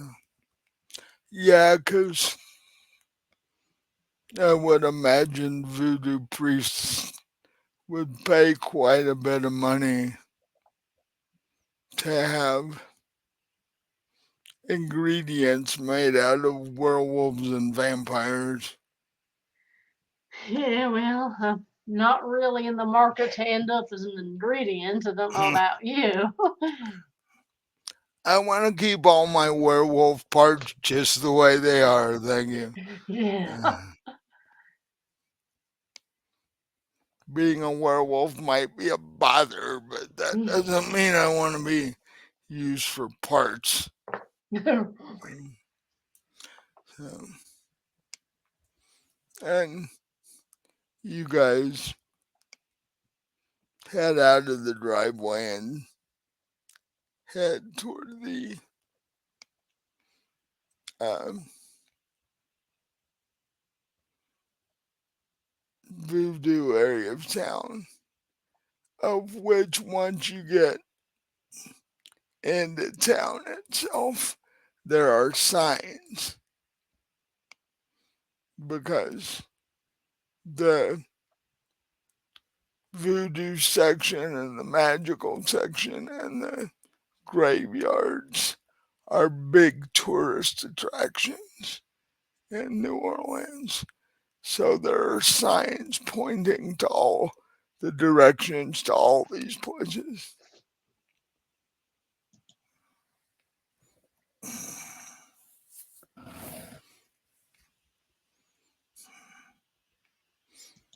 And he slows down a bit as you head into that area of town because the traffic's heavier. All the real tourists. In fact, being on a vehicle is annoying because there's hundreds of people walking around in the streets in that area, going to all the voodoo shops and all that.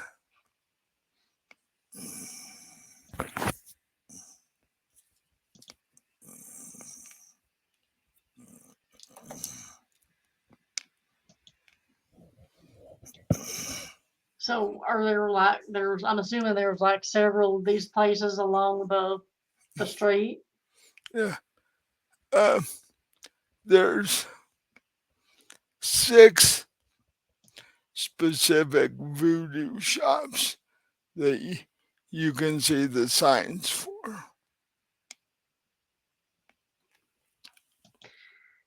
Well, I guess we ought to just go into the closest one and work our way on down. Yeah. Uh, he agrees as so he pulls the bike into the driveway of the first shop and uh, parks and jumps off and helps you off the back of the bike and puts your helmet, uh, clips your helmet to a thing where it'll make the helmet sit on the back seat where you were sitting. You don't have to carry it around with you.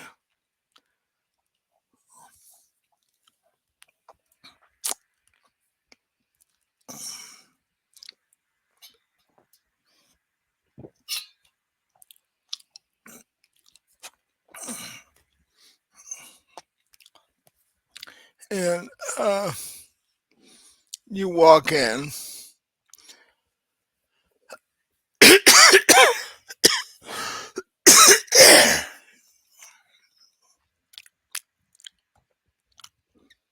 It's pretty crowded because it's somewhere between 10 and midnight, so it's still pretty crowded. The this area of town stays open late. Um, so you guys start just wandering around, looking at things the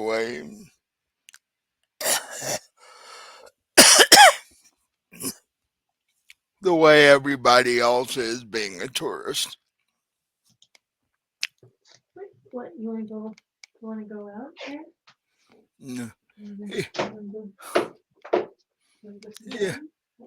yeah, it was standing by the door there.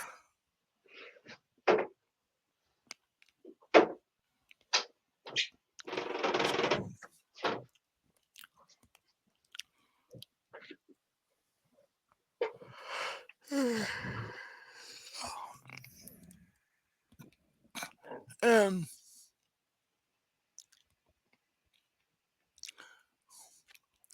behind the counter, you see this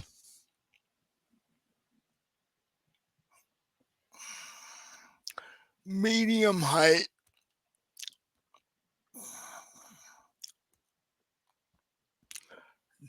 uh, slightly darker skinned man. You you can't really tell whether it's from too much sun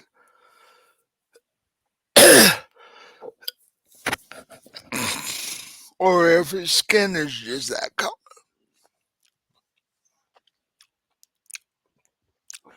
And so um, you wait until he takes care of a couple of customers that are standing at the counter. And as they walk out, the two of you walk up to the counter.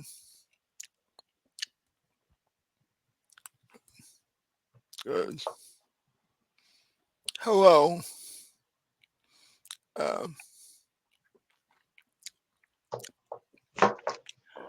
I'm Bartholomew, and this is my establishment. How could, how could I assist you this evening? Well,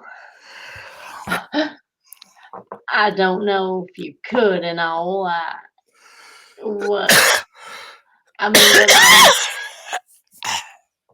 looking for might not be too nice and maybe not even legal. And I don't know if it's something you could help me out with, but I've got someone I've got a grievance with, and I was hoping there was some place that could, contact or conjure up some really nasty thing to go after them. Hmm. Well,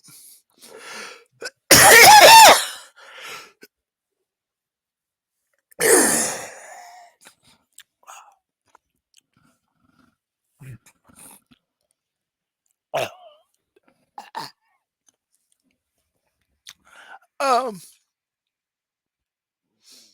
I do get requests like that. Um, now, what kind of information can you give me? What kind of information do you need? Now, do you know who this person is? Well, yeah, I said it was someone I've got a grievance against. Uh, I know them. so, how often do you end up dealing with these people? Well, unfortunately, all the time. It's a coworker of mine. Oh, problem. Uh,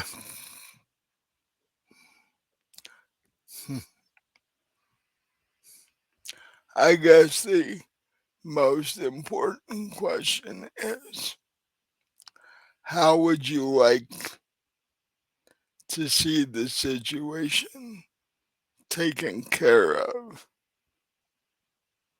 You want this person to just leave or something a little more uh, persuasive, as it were? Well, I wouldn't mind seeing them in pieces if that's what you're asking. Oh, okay. They must have done something you really don't like.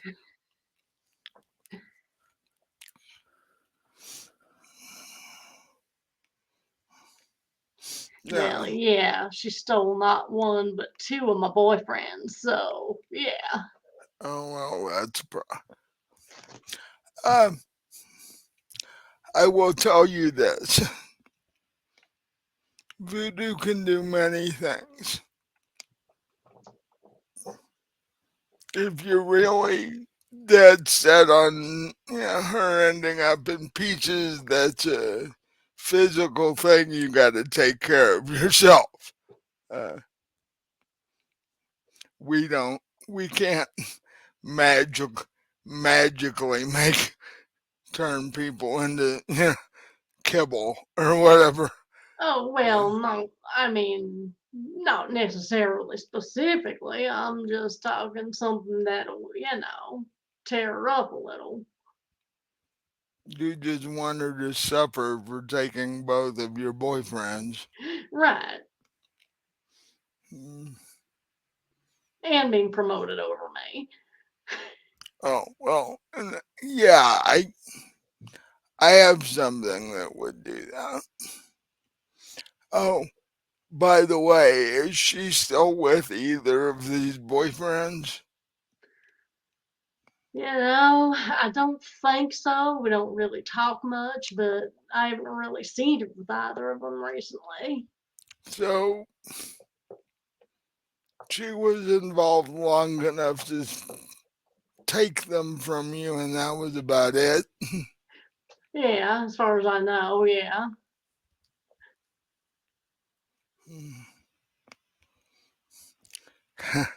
Too bad. Too bad you didn't come to me after the first one. You might not have, you might have still had the second one.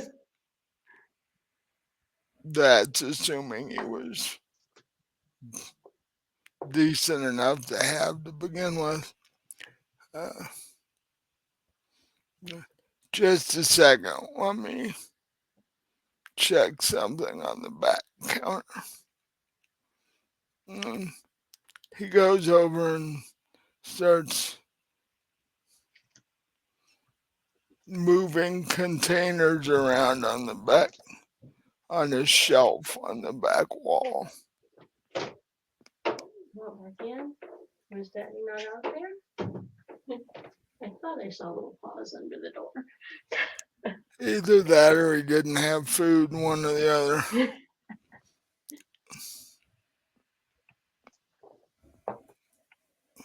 So, a few minutes later, he comes back with this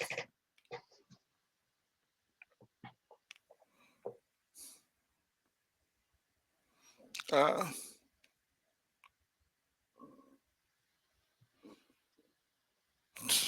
small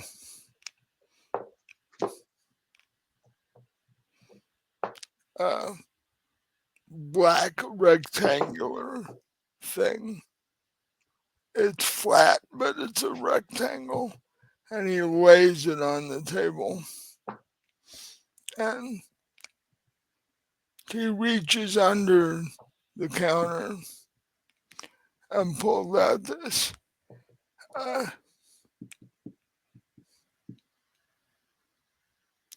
small folded piece of paper and lays it on top and says, um,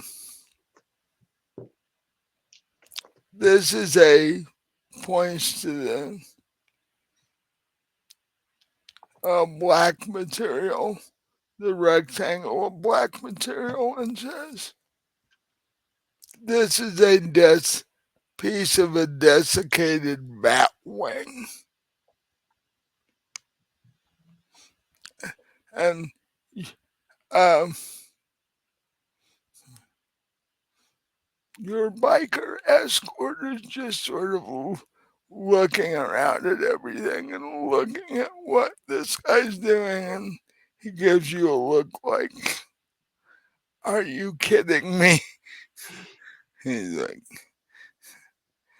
and, and the guy's like, uh, and the piece of paper that's laying on top of it is the uh, incantation you have to do to make this work. Uh, the desiccated bat wing will, the bat wing itself will make this person leave the area. The fact that it's desiccated the way it is she will end up leaving the area due to sudden onset of health problems.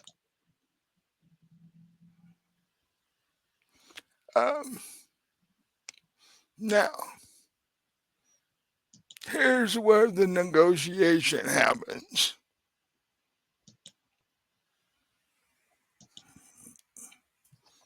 If you are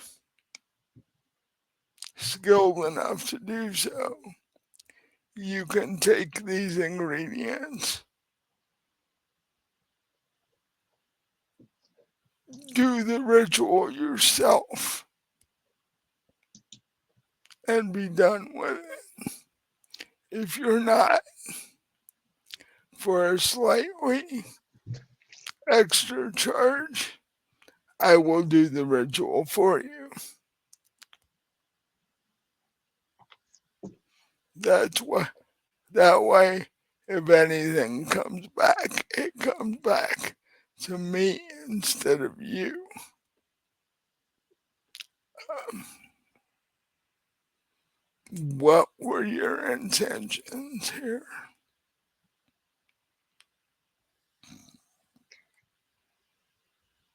You know,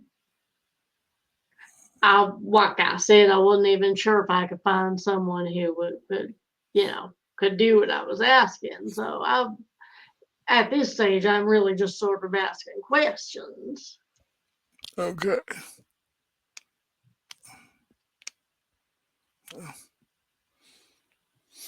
I'm sure any of the other proprietors in the shops down this block could do the same thing.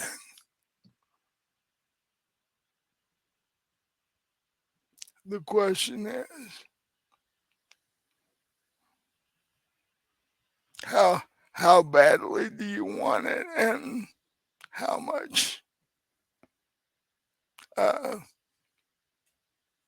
cash are you willing to spend on it?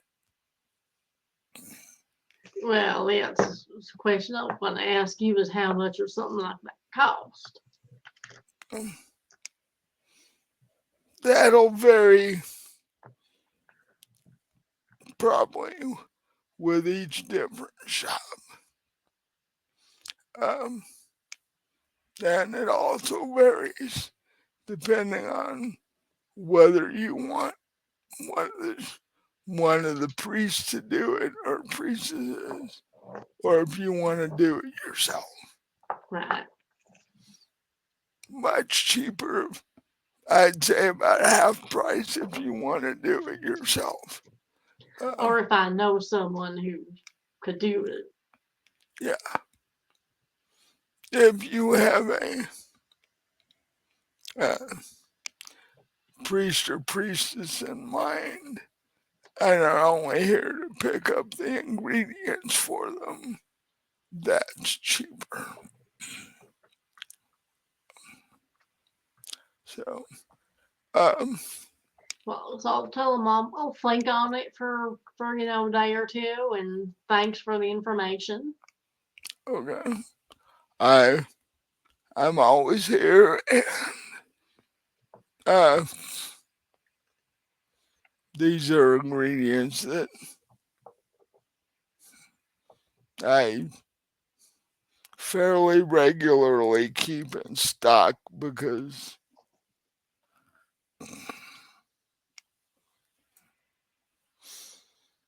divorces generally don't end amicably,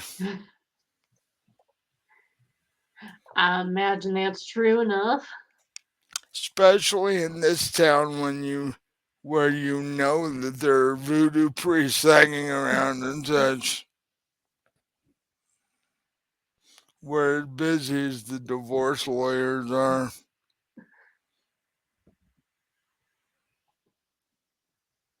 Hmm. He stops for a second. Maybe I should start casting spells on the divorce lawyers. We get rid of them, we get to handle all this. Right. So that's an idea. Maybe I'll meet with the other 5 owners in the block and we can put something together and run all the divorce lawyers out of town. Uh, but that's neither here nor there. Like I said, I'm always here, and the, those are that's a spell I always have the components for. So, All right. Well, thank you. not a problem. Enjoy your time in New Orleans. Oh, I will. Thank you. I have been. And the two of you turn around and walk out the door. Right. And I'm thinking, well, I mean, series of health problems isn't exactly the same as conjuring up a creature, so maybe this one can't. No, That's not something he can do. So, uh, no. Uh, Silas goes, conjuring up a creature sounds like something that would take a lot of work. That right. Well, not even necessarily conjuring up, but contacting something or who knows? I mean, these people could probably talk with demons if they really wanted to. mm, probably And if that's what attacked Magnus's sister, that's not something I want to be tangling with. that never thought about that, but now that you bring it up, yeah, because it's something as strong, something so strong that it could take a fairly decent age vampire and do that to it with the power that I'm sure Magnus's sister has. Yeah. Wouldn't be something I'd want to tangle with. No, not so much.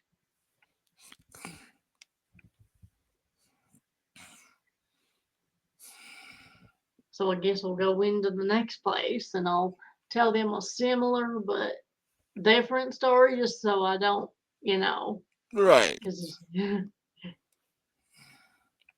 I mean, these people all probably talk to each other. So, This time when you walk up to the counter to do that,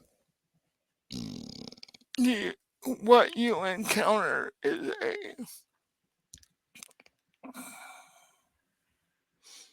I would say, mid-20s uh, brunette completely decked out in what looks like rather expensive goth clothing with jewelry and yeah, rings, necklaces, earrings all over the place. Yeah. Couple of piercings here and there. And she's like, hello, I'm Bria. How can I help you? well, there's, I kind of want to get rid of my stepdad. He is this nasty piece of work.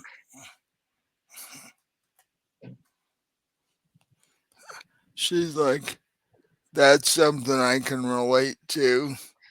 My my parents don't necessarily approve of what I do for a living or how I look or any of that. They keep mentioning something about how I should settle down with a good Christian boyfriend. Is like, Well, this guy that married my mom, he's just a gold digger. He just wants her money and he's scamming her right and left and everything. Ah, I need him gone. well, She not gonna get rid of him. You know, she thinks she loves her and all that, but soon as her bank account's empty, he'll split by himself. But I'm sure you don't want to wait that far. oh, Wait, no, wait that I'd, long. I'd rather he didn't do that to her. Is the thing. Right. So,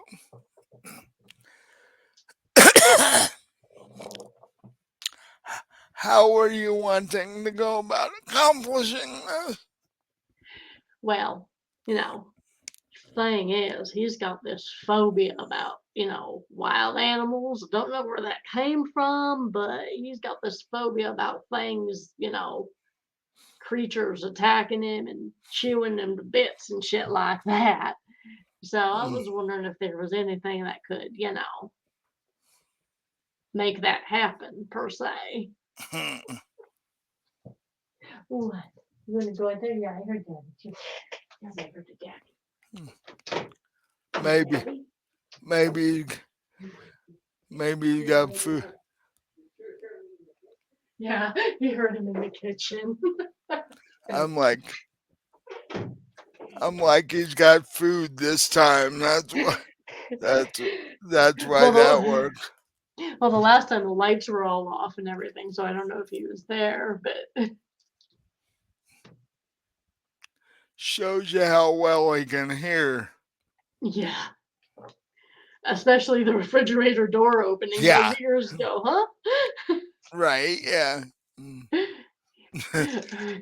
Or if you take out the cheese and you open the cheese package, he's all over you. Wow. Yeah, he knows the sound of the cheese package being Really? opened. God. Okay. Picky dog. Oh, Like, he loves cheese. That's his hmm, thing. don't know if cheese is really good for dogs. Yeah, Hmm. not too much. It does tend to constipate them, but Well, yeah, like it does humans. dairy products. Yeah. Mhm. Um.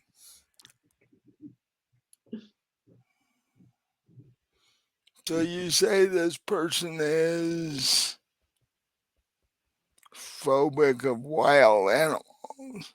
Well, specifically being attacked by him. Yeah, I don't know if something happened when he was a kid or what, but I mean, maybe he was at a zoo and a tiger looked at him like it wanted to eat him or something. I don't know. That's interesting. So you want to conjure up a creature that will either scare this guy to death or tear him apart or both. Yeah, either or both. Wonder, yeah, I'd like to make his worst fears come true, basically. Mm,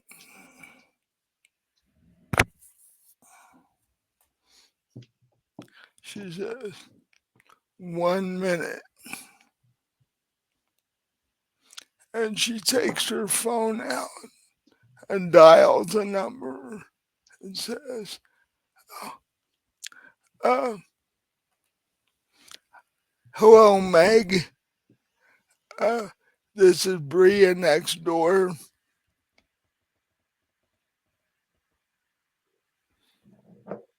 Do you still have that book that you mentioned to me uh, about conjuring animal spirits?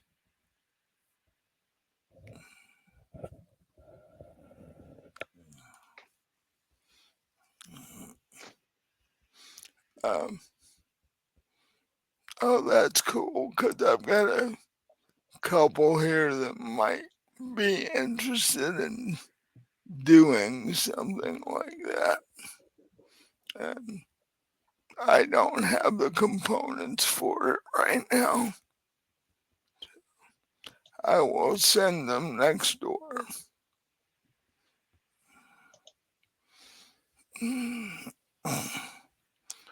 Yeah, uh, yeah, we're still on for coffee and beignets after work. So I'll talk to, talk to you then. And suddenly I'm wishing I was a human when I hear the word beignets. Yeah. And she hangs up the phone. She goes, I don't have the components for that because that's extremely high level stuff. Um, However, Meg next door acquired an actual book about it just a couple months ago. Oh, all right. Well, we will go over and see if she can, if she got a, we can get a copy of that from her. And since she has the book, she's more likely to have the spelled and components to go with it. So, hope you can find what you're looking for. Well, it sounds like she might have it there. So, well, thank you very much. And as you're getting ready to uh, walk out the door, she turns and looks at Silas and makes the universal sign for, call me later sort of thing. In the werewolves, is she? Yeah. Well, she doesn't know he's a werewolf. Right. She she just thinks he's an extremely buff looking, good looking guy. Wouldn't want to be out with him during the full moon. I can almost guarantee that. Got gotta seriously plan your dates when you're dating him. Right. And she literally takes a post-it note, writes her number down, and hands it to him. He's like, okay. He's like, wasn't expecting that, but she looks like she could be interesting.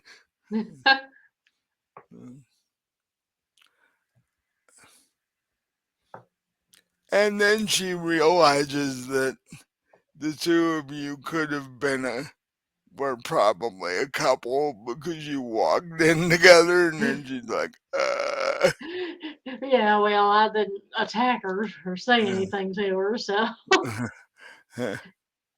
So the two of you walk out the door. Uh, he goes and checks on the bike real quick, and then you guys walk next door to the next shop, and this one this one has a few people in it. It's not as crowded as the last two. Uh,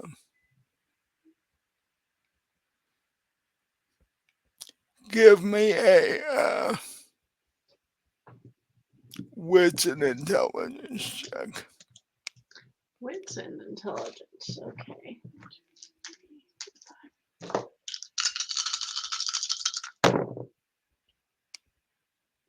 Oh, I got a one and nothing good. So is that a botch? Yep. So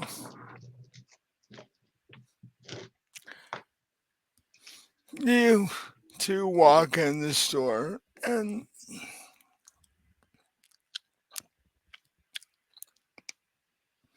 you in particular get this.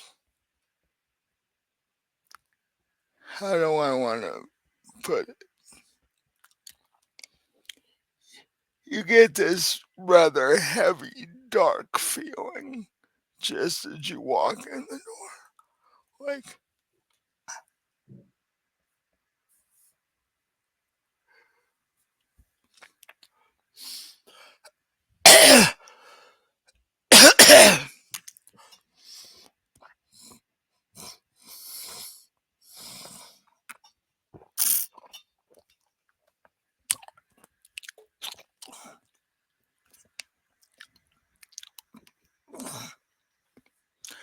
you, in fact, takes you a couple of minutes to notice,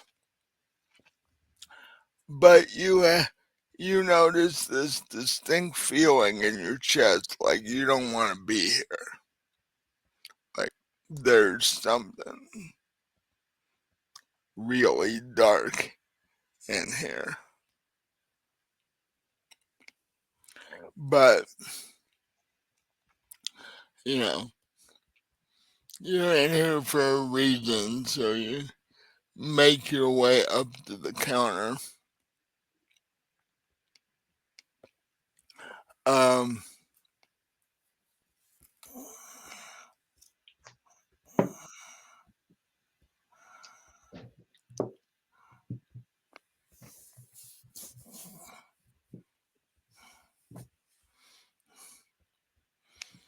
Give me an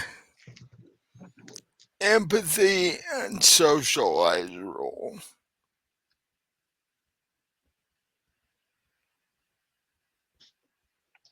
Okay.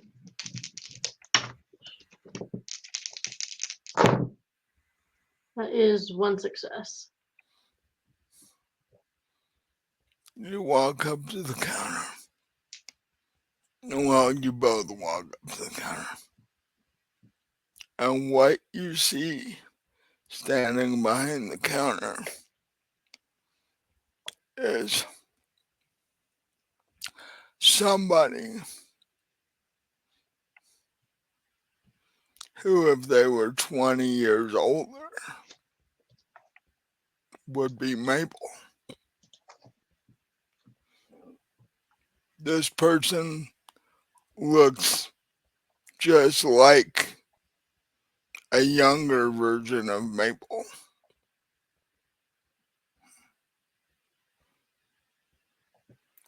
She says, "Hello, I'm May. How can er, I forgot It what was name I gave her. it was Meg. Meg, close. Okay, that works. Uh, Hi, I'm Meg. How can I help you?"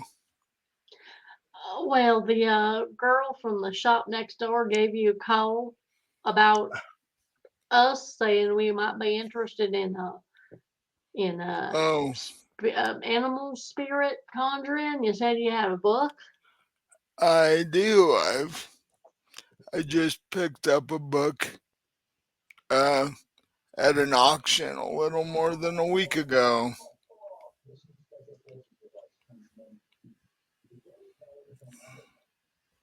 Uh,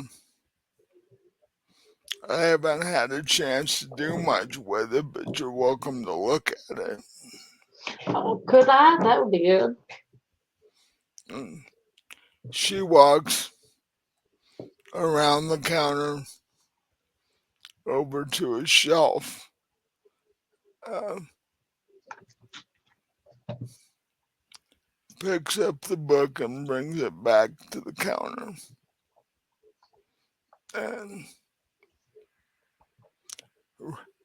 relights the candles that are on the shelf surrounding the book. She's like, "These must have gone out while I was busy." Um, and then walks back around the counter. What is it you think this book can help you with? So I'll give her the same story I gave the girl next door about my stepfather and all, and how I was hoping to,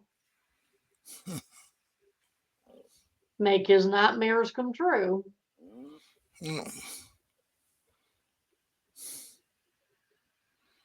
If the things in this book are true, it'll definitely do that.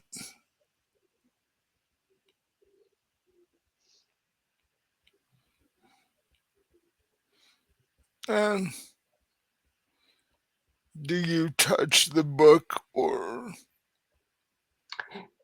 Yeah, I want to see what it has to say. so you start shuffling through pages? This is a very old book because the pages are parchment. They're not the modern paper that we use today. And although it looks to be in pretty good shape for something as old as it is, so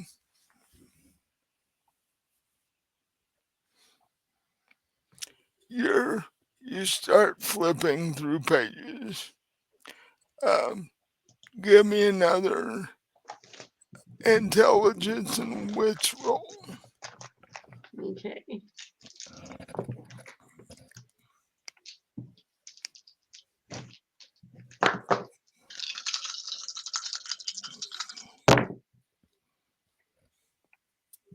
I got one success, but it's a 10, so let me roll that again. So one success total.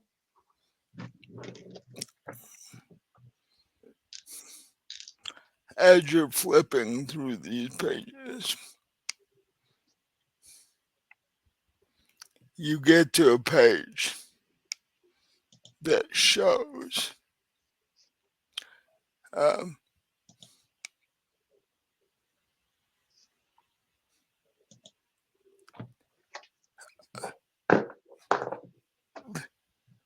this page is sort of uh, a double page thing. It Okay. starts, Yeah. yeah, it starts out on one side and goes across, and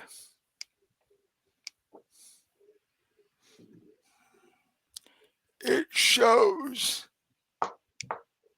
a picture of somebody who has similar marks to what Magnus's sister had.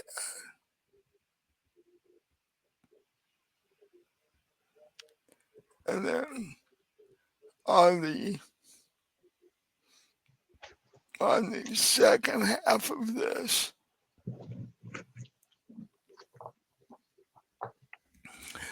um,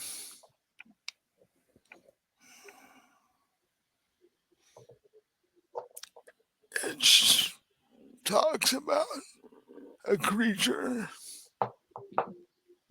that doesn't really have a formal name, uh, because everybody who's encountered it has not lived to tell. In fact, from what this says, your sister, his sister, was lucky to survive, and may still not, because this thing, uh,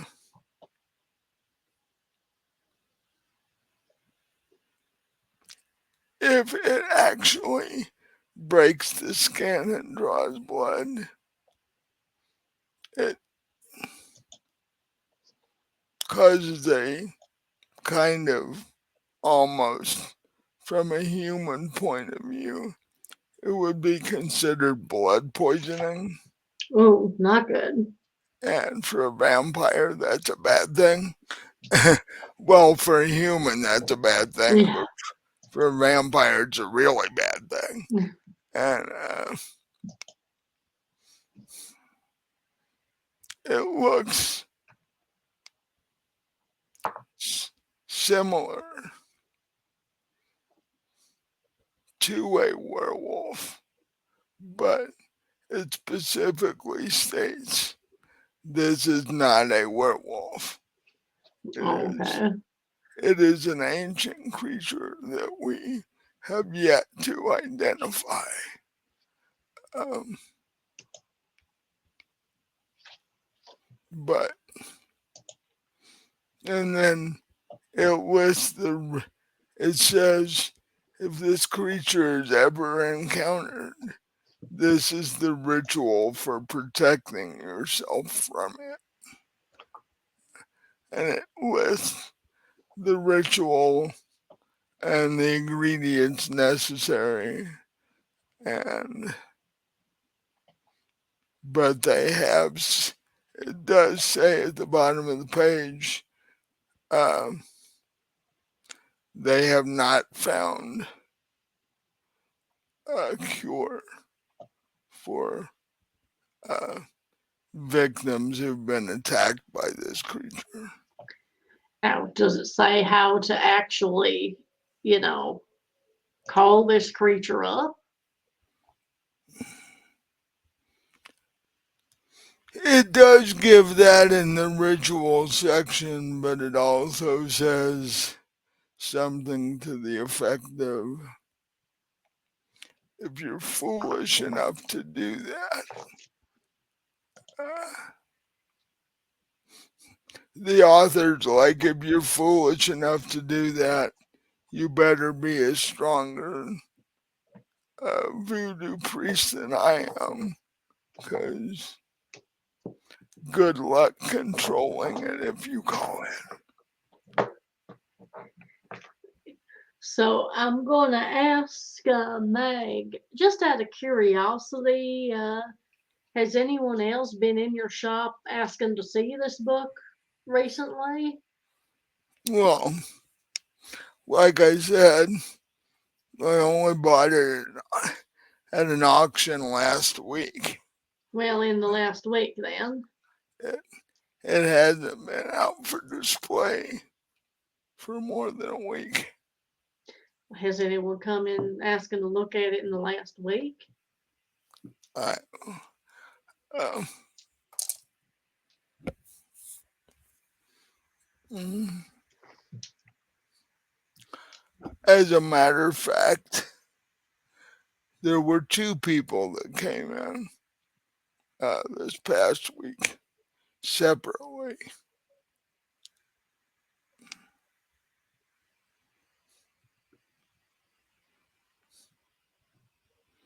One of them blew it off as, oh, things like that. Those are what happens in the movies, and and you know, didn't pay it much mind. But the first guy, now that was kind of strange. Strange how. He looked at the book.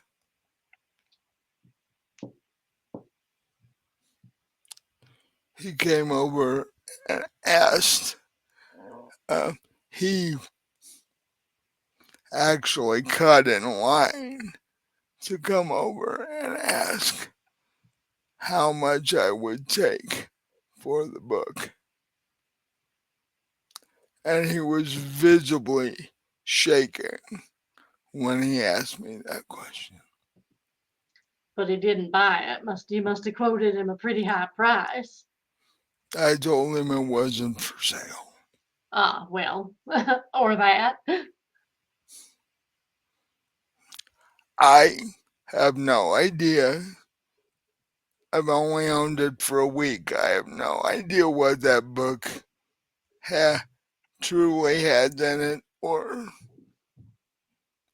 what it what it could do, depending on who owned it. So I wasn't quite ready to part with it yet. Well, that makes sense. Had you ever seen this guy around before? I mean, you know who No, he was or anything? No? Tourist? I figured that's what he was. I figured he may be a professor from somewhere or something, because I do get that occasionally. You know, Tulane University is like, you know, a mile to your right. So it's like I get professors in here asking me questions and stuff all the time. So he looks sort of professory then?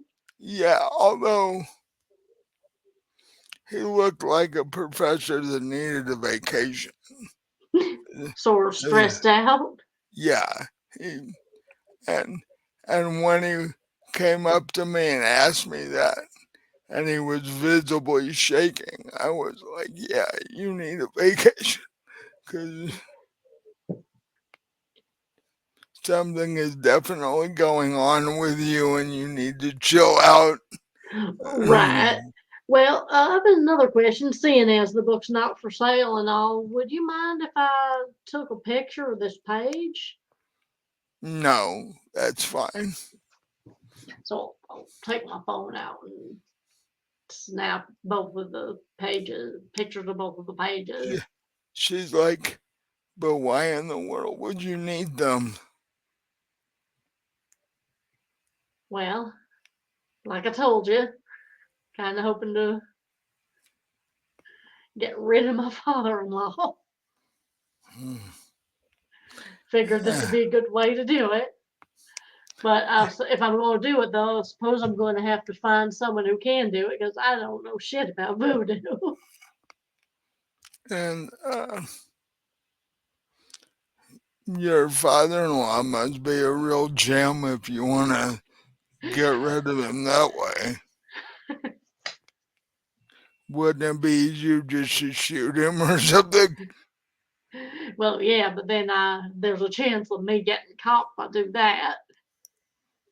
Mm, and, and there's a chance of whoever's silly enough to unleash this thing, if it can be done, uh, never being able to control it again. Well, that's true. I'm not going to do anything rash. These pics will be good souvenirs if nothing else. Time in New Orleans and all. Okay. Uh,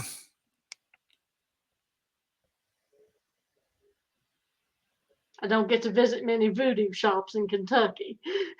no, we do sort of have the market covered on that one. I didn't think there were voodoo shops in Kentucky. There are a lot of horsey people, but no voodoo. Mm.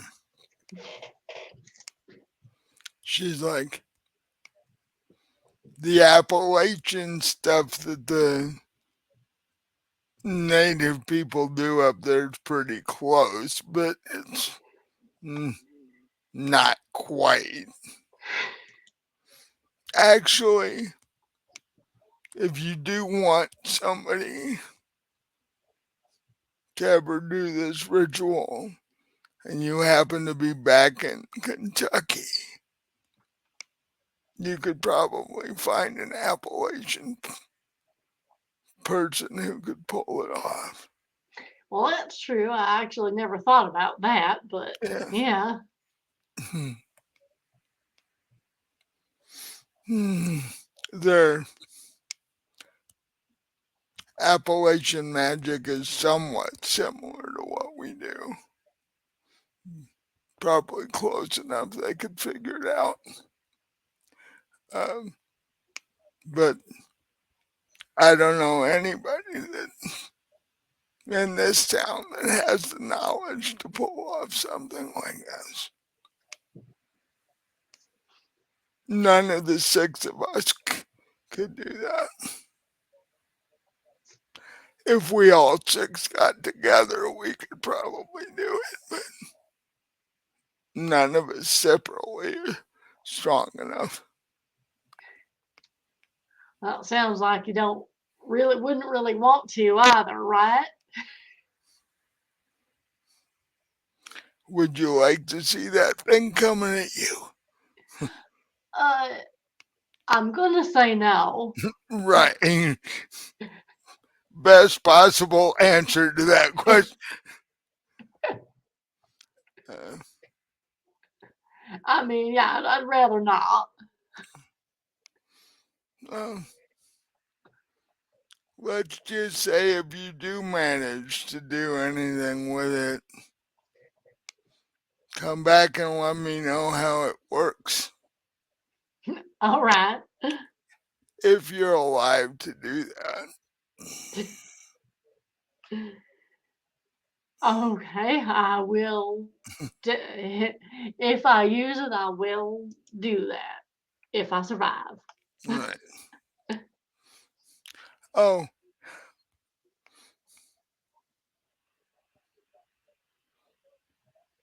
and um,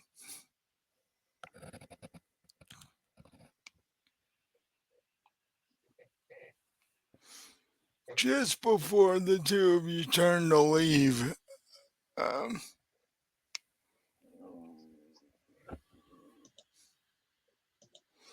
you hear somebody, one of the other customers, um, come up to the counter and say, "Hey, hey Meg, how's your older sister Mabel doing?"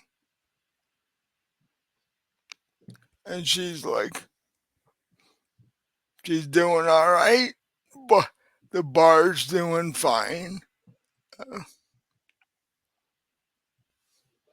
we're both pretty busy, so we see each other occasionally on weekends, but not very much."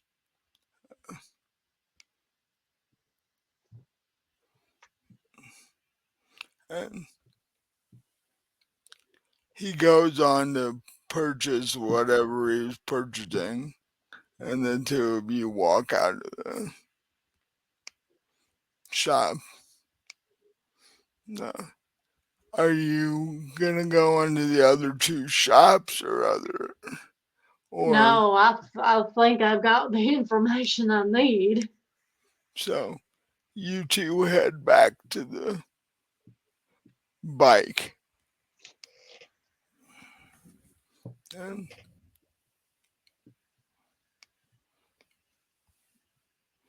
he's like, "Okay, are we done? Are we headed back to Magnus's, or is there anywhere else you need to go?"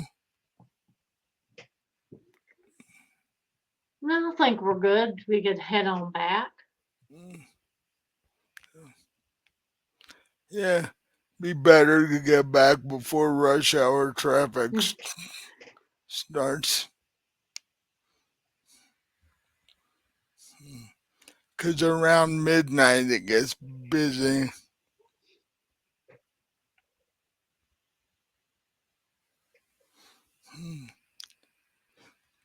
It's when all the goths and vampire wannabes come out. Yeah, Right. midnight and such. And the actual vampires as well. Well, yeah. If the wannabes, if the wannabes and blood donators only knew. Um,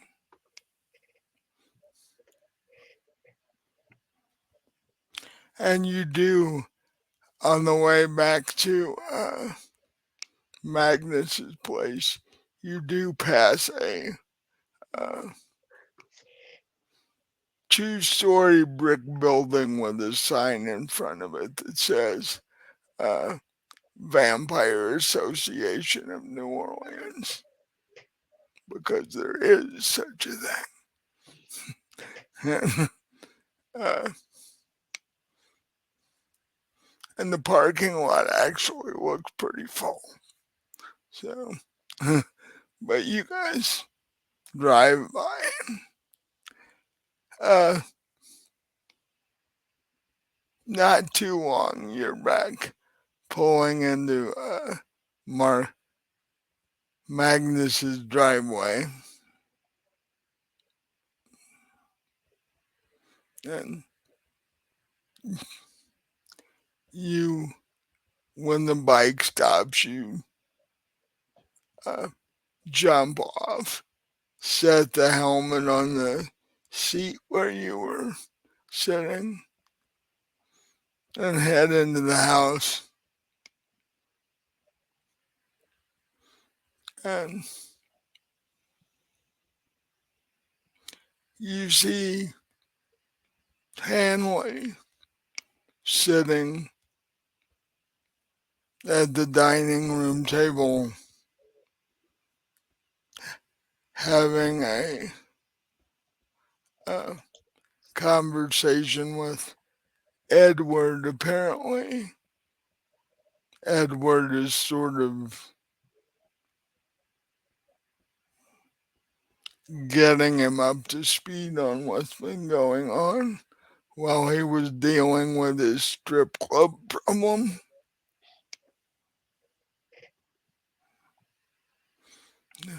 Turns and sees you and goes, "Oh, hi there." Hey, you get everything straightened out all right? Yeah, um,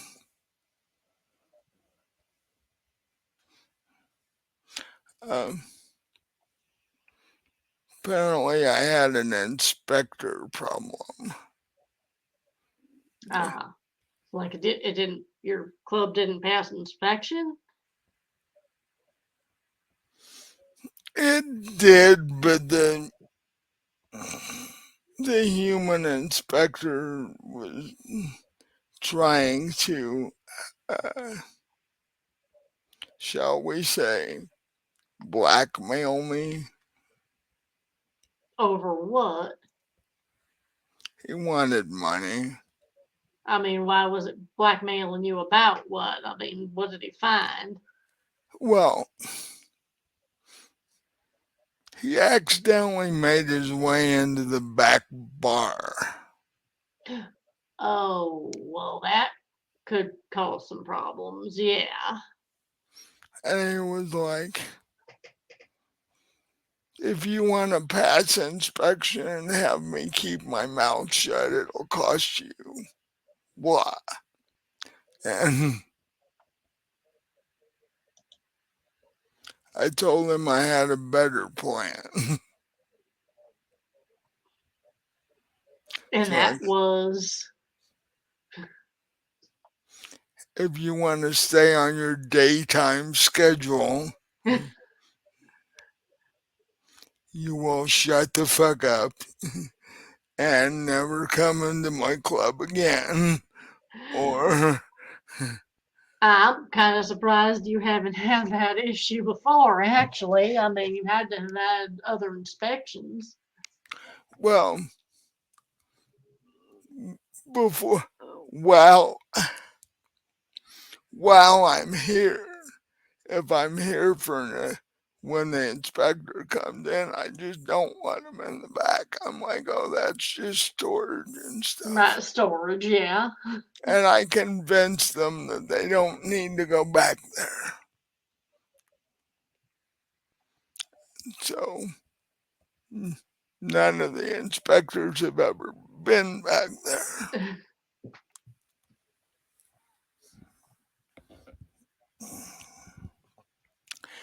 And, I was thinking the whole time, wouldn't be a bad idea to have a vampire city inspector or two. Right? So if this guy, I'm gonna go talk to the rep and tell him what happened, and if this guy or any of his friends happen to come back and try to get money out of me again, it's gonna end a little differently than they thought.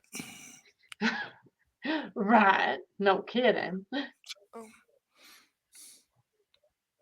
So, Well, I'm glad you're back. yeah, me too.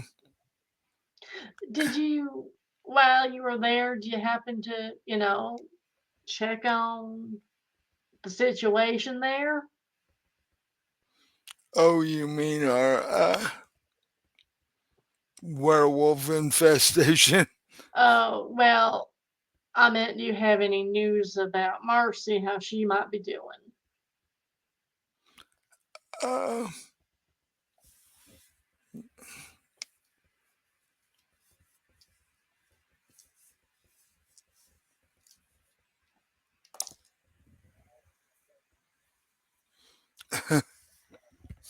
Interesting.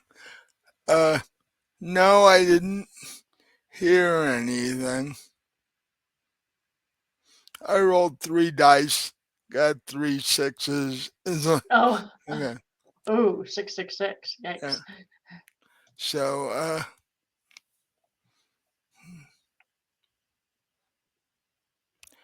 yeah, we definitely, when we get back to Louisville, need to. One of us needs to go see her and make sure she's doing okay. Um, but nobody contacted me while I was there. And didn't you tell somebody to contact you if there were any changes that happened? Yeah, I did. I was just wondering if you'd heard anything while you were there. I didn't. In fact, have you gotten any texts from them at all while you've been here? No. That's a little surprising. Yeah, I haven't heard anything. But speaking of the werewolves, how's that whole plan going? They still running around killing people? Nah, they're not headline on the nightly news anymore. Well, I guess that's a plus. They've they've been relegated down to, the last story before sports and weather and all that crap. Oh, I'd say they're a little more interesting than all that. Well, I'm sure if they do start stirring things up again, that'll change.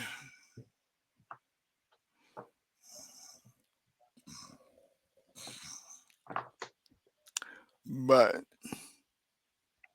so, Well, Magnus is talking to the family of the police chief to try to figure some stuff out there, and Chef Wong is down at Mabel's because apparently his supplier is retiring, which uh, really did not make him so happy. So I I'm su- I'm sure it didn't. so I suggested he go ask Mabel who her supplier is. Because I mean, I'm sure she's got to have one. Well, yeah, She, somebody. I'm sure she doesn't drain enough people to keep her bar stocked every Mm, day. no. Uh, and you'd have to find people with the right blood types and shit like that. Be like, oh, I'm fine on this blood type, but I need at least 3 people to fill up this one, and it'd be a hassle. Right, I mean, pretty hard to find enough AB negatives Right. too. If you if you were probably going by population, there might be maybe 1% of the population of New Orleans that are AB negative, if that. It's And there wouldn't be once Mabel took care of them. suddenly there's nobody with that blood type and the hospital needs it, and it's like, oh crap.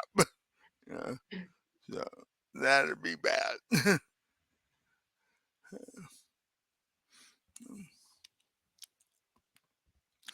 And so, what did you just get back from? You look like you've just gotten back from somewhere.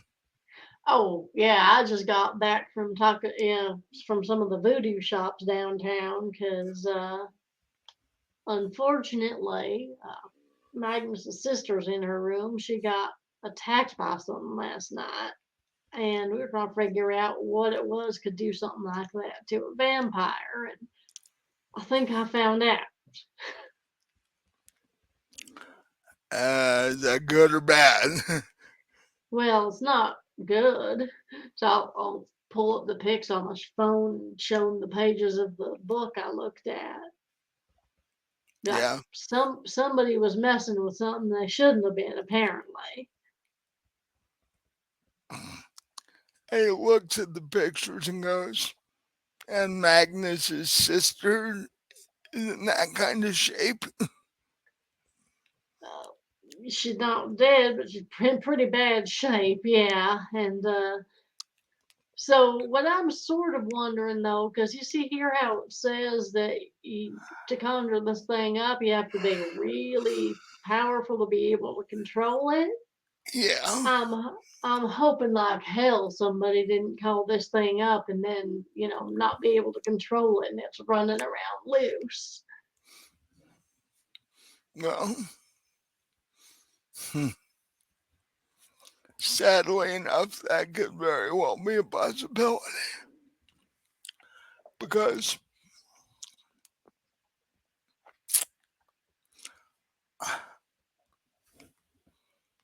I know in the magical community, people are conjuring things all the time. They find out that once they get there, they can't handle it. And then we get situations like this. So I wouldn't be surprised. I hope not, because that's not something any of us want to be dealing with.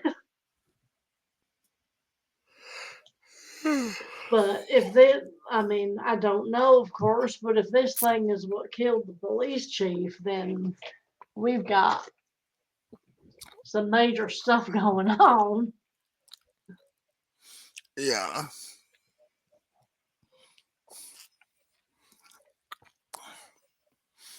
But I guess And when Magnus gets home, he'll have hopefully something to say about what he learned from the chief's family and all. yeah. Mm,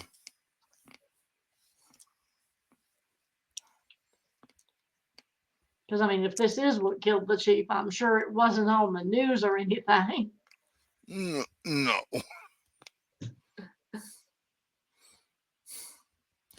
Which is going to be rather difficult because you would think somebody that high up in this city, they're going to do an autopsy on him. Actually, they probably already have. Because the minute the police chief died, they're going to want to know why. And yes, they said it was natural causes, but that was the official report, so it didn't scare the shit out of everybody. Uh, Right. so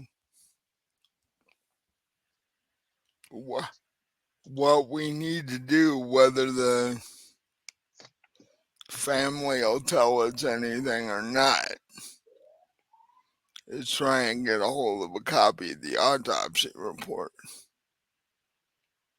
Yeah, I don't know how we're going to do that. I mean, unless the police chiefs, the deputy chief's willing to help us with it, because that's a legal thing. Um,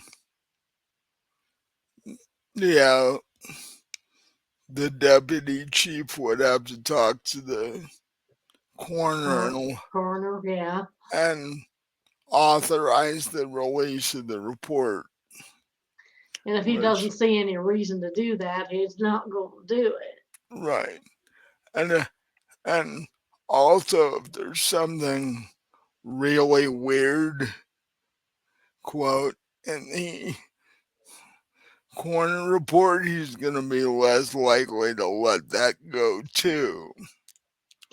Well, unless, he can be persuaded, because We can do that sort of thing, can't we? Oh, yeah. In fact, vampires are very good at persuading humans to do things. Uh, but if you want to do that, you want the oldest vampire uh, in the group to do that. I'm assuming that would be Magnus. Yeah,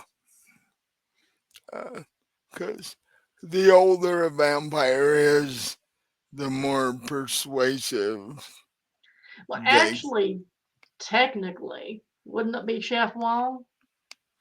Well, yeah, Chef Wong's been around for.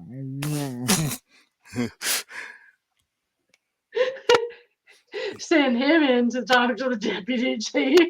I bet he'd get some results one way or the other. Well, yeah, he'd either persuade him or he'd beat him to death. So he got the Right. answer he wanted. That's what I mean. He might be the one to send, actually, if we really want results.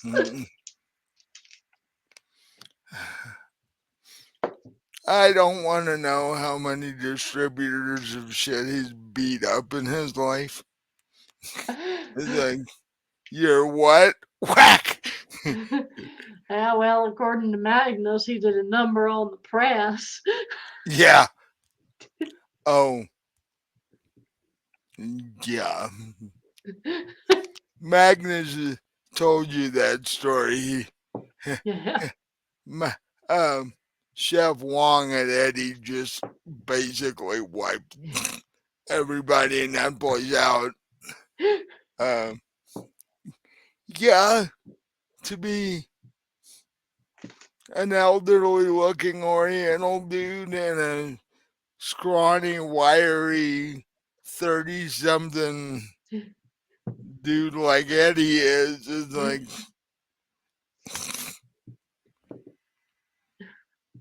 when you're a vampire, you don't have to look like a football player to take people out. Right. Yeah. That is I've one done, I've of done my share too. that's one of the advantages we got. In fact, I just had a really scary thought. You have uh, Sara walk in there by herself and tell her, if they won't tell you what you need to know, just clear the place out. Right. And she could probably manage it all by herself. But that would not be a Monday morning uh, news headline I'd want to see. Mm. Right. Te- uh, Small creature wipes out entire police department. Investigations are ongoing, except there's nobody left to investigate. She took the police department out. We'd have to move. But it would be amusing to see, however. But yeah. Yes, it would. And I'm sure Sarah would have fun doing Oh, it God. too. You wouldn't have to feed Sarah for a week. She'd have her food supply set up. But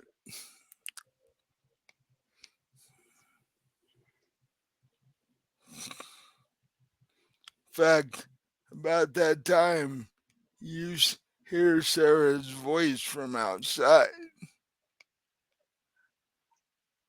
and she comes running into the house. Uh, she she stops in between the two of you because she sees both of you, and she's like, In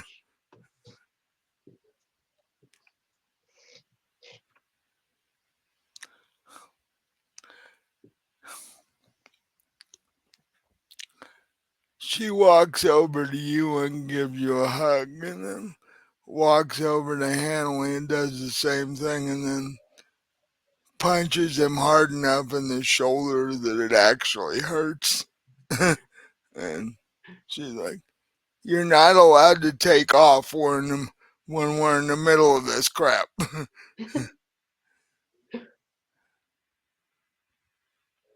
He's like, "Well, I do have, you know, just because I went on vacation, it doesn't mean my business stops. So I do have things I have to do." So I'll ask her how her ride was. She's like, "Oh, that's a whole lot of fun." Yeah. And Gavin told me that when I get old enough, I can be an actual member of their group. Well, that's cool. I mean, you'd have to move down here, I guess, but Well, she she turns to you and goes, she walks up next to you and goes, "I know what you and Magnus are into. You're wait a minute. How do you know that? You're just a kid. you don't think I can sneak around while you're doing shit?" Well, no, I didn't actually. I guess I know better now, huh? It's like So I sort of it's ruffle her hair. it's like you were a little busy, so you weren't. You probably didn't hear anything.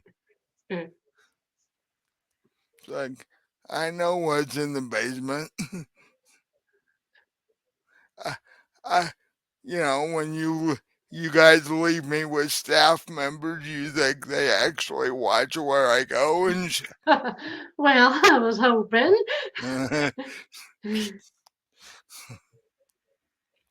so I'm like, you're eventually gonna move down here with him anyway. So Well, I really hadn't had any plans, but who knows? she's like, I'm only 10 and I can see it already. And with that, uh, Gavin and the other bikers walk in. They say hi to Hanley, and Gavin turns to you and goes, mi- mission was successful. Oh, good. You found some people? Yeah. We told them that Magnus would be getting a hold of them, so as soon as he gets back, we'll give him the info for it. It's better if he deals with it by himself because the less people involved in this part of it, the better. So, yeah, he as soon as he gets home, we'll talk to him about it. And he's like, he better get home quick. I'm looking for dinner here. Well, yeah, Chef Wong's still not home yet, as far as I know. Oh, that's true. Yeah. Tracking down spies and dealing with a 10-year-old makes you hungry.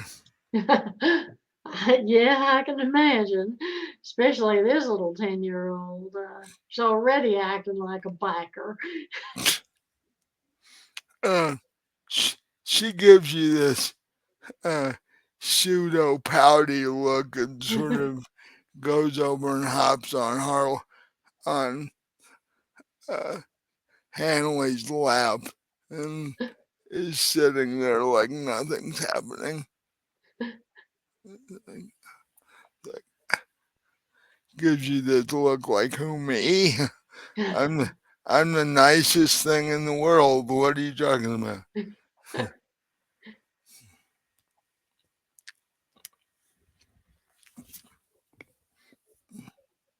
Gavin's like, uh, Sarah's a teenager. Should be a lot of fun for you guys.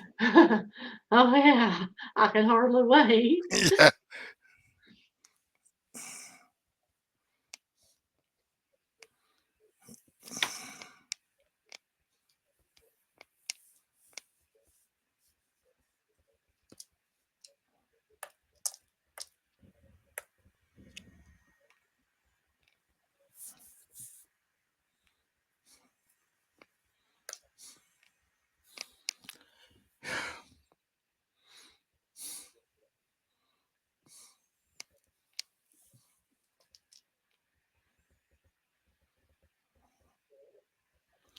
Um,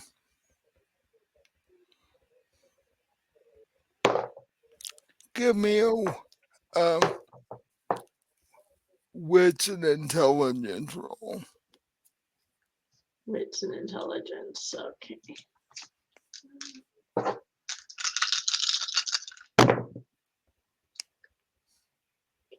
It's 3 successes. One of them's a 10.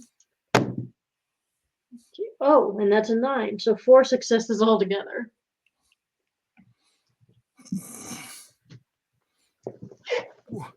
While you are having this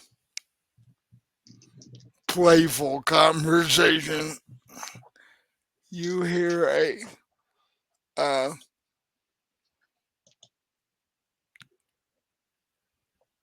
scream that starts out fairly loud and clear and then gets muffled near the end. And it's coming from down the hall. Is it coming from Hanley or Magnus's sister's room? Yeah. Well, I guess better go see what's going on. Really carefully, of course.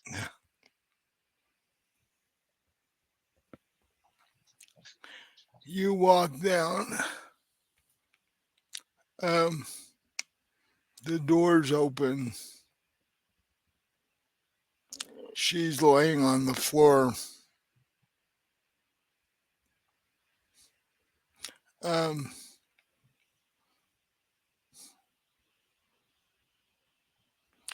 give me a um, resolve and composure roll. Okay.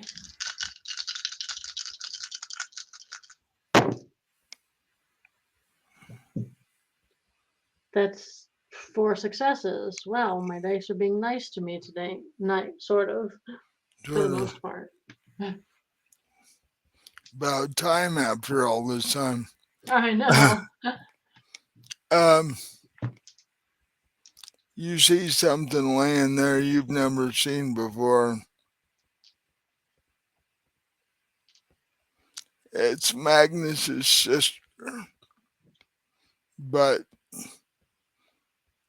all of her skin is black from like head to toe. Is she still alive? Well, relatively speaking. Yeah, she looks up at you and everything, and then screams again and passes out.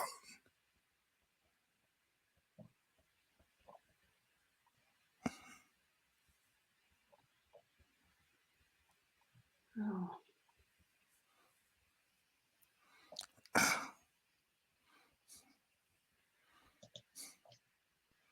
so, What?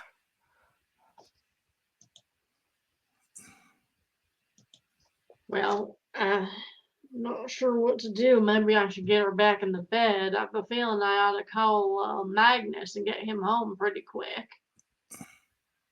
Well, you can. Hanley could help you put her back into bed, and then you could do that. You want to? Yeah, because this is a development,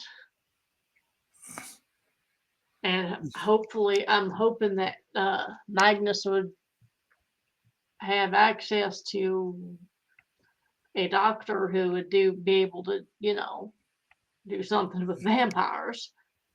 Yeah.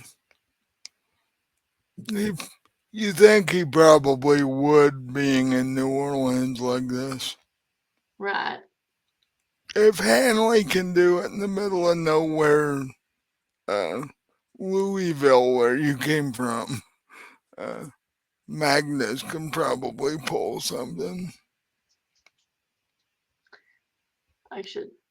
Can we take a break so I can go feed the beast? Yep, we'll be back in about 20 minutes because it's the furry creatures dinner time. Uh, you guys watching it, however, won't notice. So we will be back in about 20.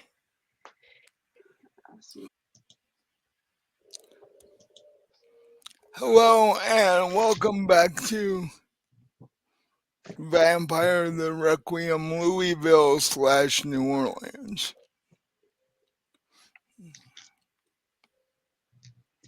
Just before the break, Dee Dee went to check on Magnus's sister, and let's just say it didn't go well.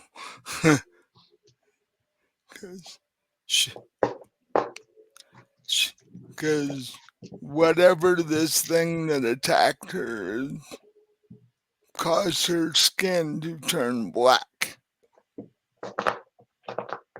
And so you recruited Hanley to get her back into bed.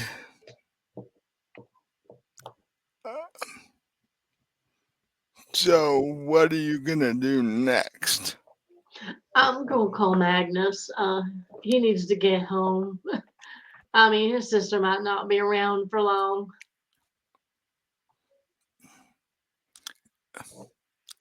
So you call Magnus. He's like, um, I've almost got things wrapped up here.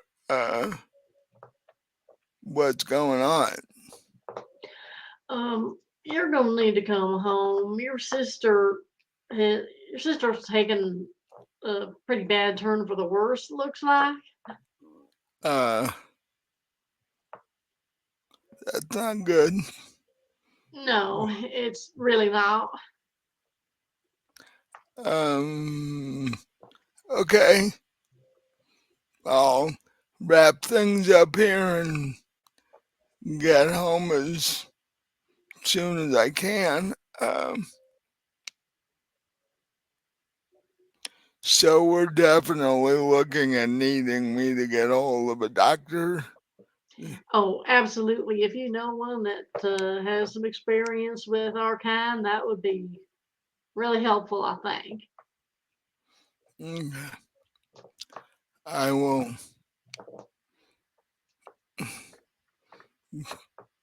go through the doctors I know of. Um, is is she up and around or what? No, she's unconscious right now. She did fall out of bed and she turned black, completely entirely black. Um, She seems to be in a fair amount of pain as well.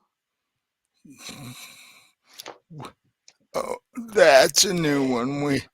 We don't normally do that. Well, I have reason to, and I'll explain more when you get home. I have reason to believe it may be blood poisoning, which is not so great. So, Yeah, especially for us. Yeah, I will be home in the next 15, 20 minutes. And mm, yes, you can tell me everything you guys figured out when I get there.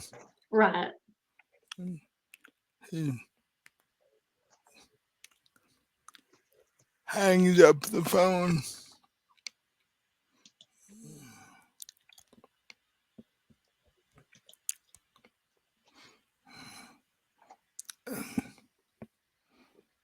And so, until he gets back, what is Dee Dee doing or going to do? Well, I don't think there's much to do except just kind of wait. So I'll just sort of hang out and wait for him to get here.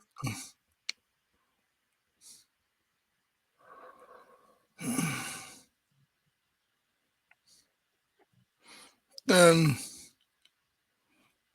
actually, you see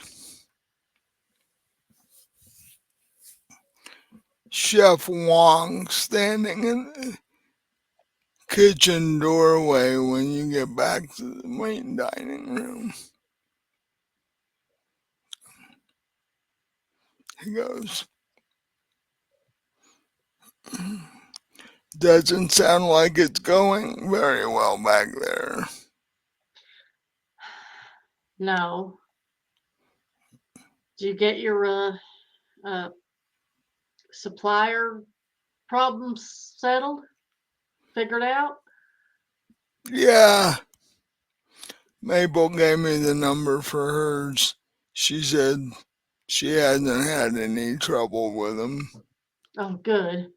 I figured she had to had to have a pretty good one. Yeah, because she goes through more blood than we do, and if they screw her order up, she ends up having to shut down. So she's a bit more picky about it than. But she said this is the one she's currently using, so it ought to work. And oh, by the way, I invited her over to dinner this weekend. Oh, Hopefully Magnus doesn't mind. oh, I'm sure he won't. Yeah, the two of them get along great, and that should be fun. uh, Preference for dinner? Well, since we're in our lanes, why don't you? I could do some Cajun. That would be good. That, that's easy. I've done a lot of that. In fact,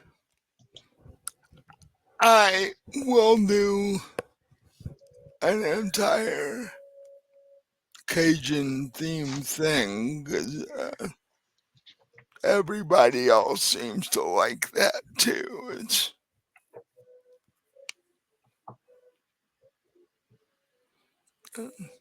that way I can just throw it all together at once, except for Sara, of course. But I could make her an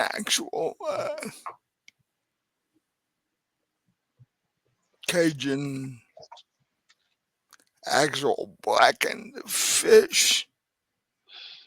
She might find that interesting.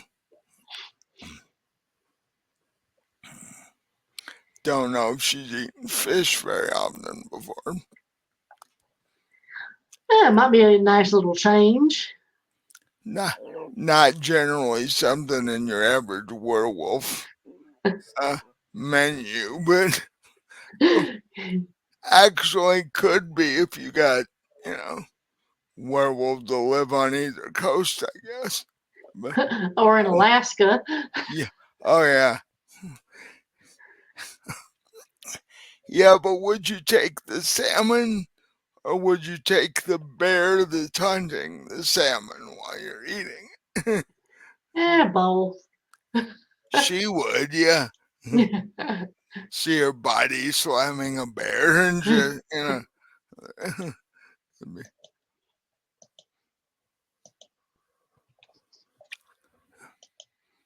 so he goes off to start that. So you are sitting with, uh, at this point, Gavin and Hanley at the table when Magnus walks in.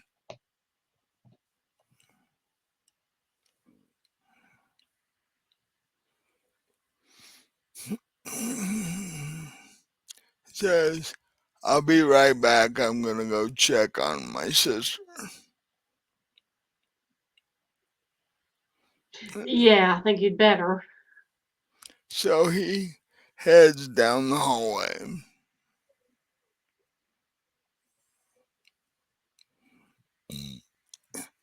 He's probably gone for 15 minutes or so, and then walks back into the dining room and goes, now that's something I haven't seen before.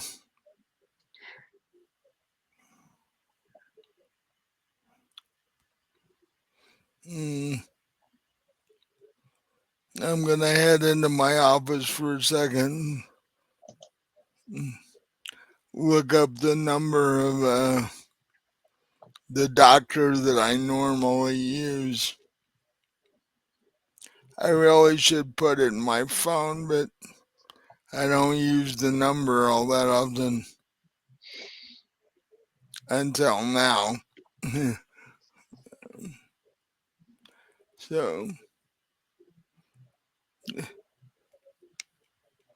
he goes in his office. 5-10 minutes later, he walks back in. Uh, doctor's on the way. Oh, good. He's not really sure if he's ever seen this, so he's not really sure if he knows what to do, but he's gonna come and look at least. Good. So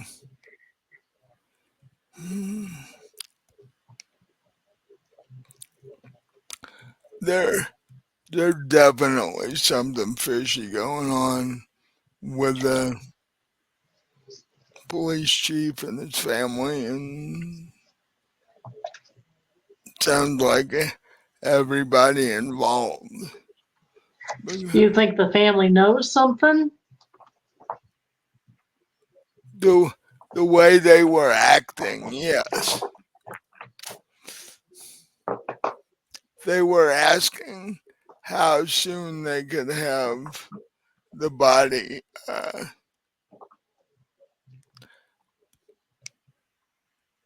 What word did they use? Processed, which I thought was an odd choice of words for that, but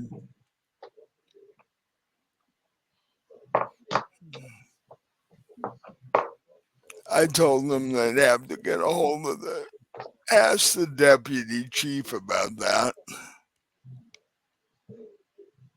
because the police department is running its own investigation. So that's what's keeping them busy so that we can do what we're doing. So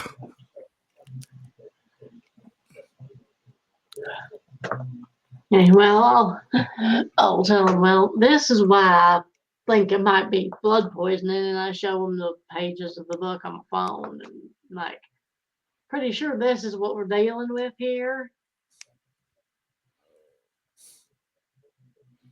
And the lady at the voodoo shop, I asked her if anyone else had been in to look at the book, and she said a couple people had, and one of them sounded pretty suspicious.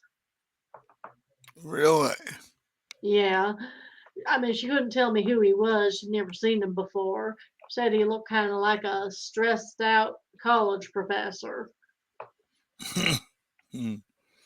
I'm sure there's a few of those in this town. But I'm pretty sure this is what we're dealing with. That's what it looks like. Mm, So if someone set this thing loose, that can't be good. no, just speculation here on my part. But what if, I'm wondering if the death of the police chief is somehow tied to this. Well, it could be. I mean, for all we know, this thing attacked him. For all we know, he set this thing loose and it turned on him. Who knows? Yeah. Well, the thing is, he didn't look like my sister does currently, so No, but I don't think anyone's ever mentioned the police chief being into voodoo, have they? not that I know. And I mean, what I don't know, but I'm kind of not thinking that was a question you asked them. No, when when you're paying your respects and telling them that you're looking for their loved one's replacement, you don't go. Your first question is not, you know, was your father into voodoo and all that shit. Right. Plus, I didn't really have that thought till just now. I guess in New Orleans it wouldn't be as odd a question as it would be if you were anywhere else in the country, but you know, Right. anywhere outside of Haiti, maybe. And I would venture to guess that the police chief in Haiti is probably into that sort of thing Right. because the whole island and that sort of thing.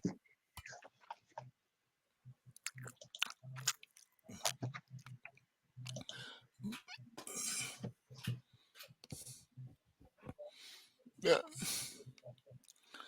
Um, um, Gavin told Magnus that they were successful in talking to three maquettes, and he handed him a piece of paper with their names and addresses and phone numbers, and they're like, you know, have your boss give us a call, and we'll go from there. So I think I'll leave that till tomorrow night. Tonight, I'm just going to focus on the doctor and my sister and all that. Right. And and Sara comes wandering in, and Magnus sort of, uh, when she gets close enough, Magnus sort of pats her on the head and goes, "And did you have a fun evening tonight?" Gavin's like, "You remember when I mentioned that you might have an expense a little bit down the road?" I think she confirmed that earlier. She was she was a good kid though. She didn't get into any trouble. she apparently likes motorcycles, and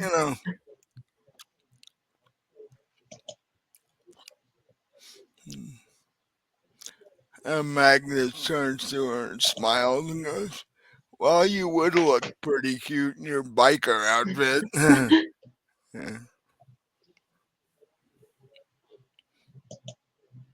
But that's a few years away yet, so we don't have to deal with that quite yet.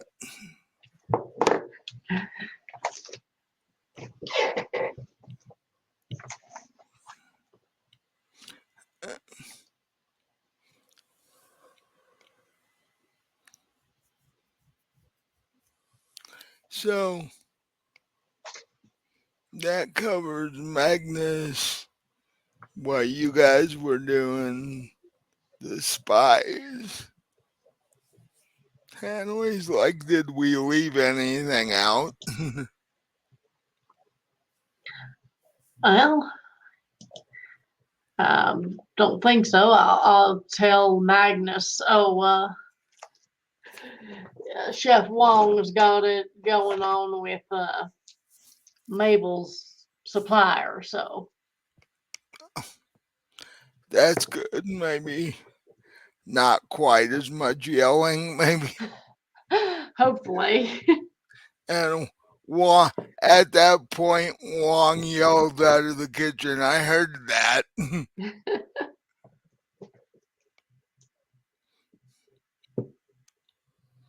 And he walks to the kitchen doorway and goes, "By the way, I'm creating a bit of a Cajun themed meal tonight for everybody. I hope that works. And more importantly, by the way, I have invited Mabel for dinner in the next couple of nights. Whenever she's going to text me when she figures out what her day off this week is gonna be. And you and Magnus and Hanley and Gavin sort of look at each other like they're texting each other now. Okay. Like,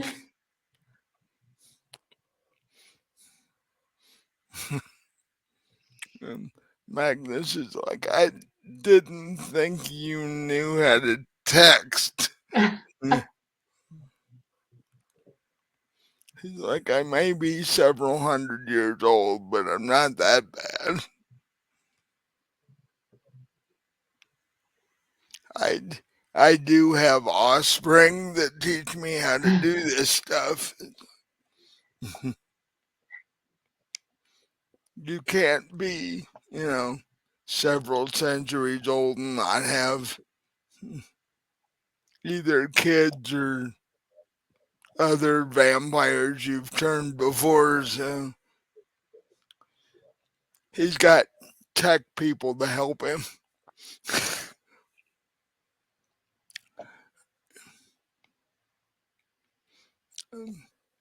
About that time, you hear a knock on the door.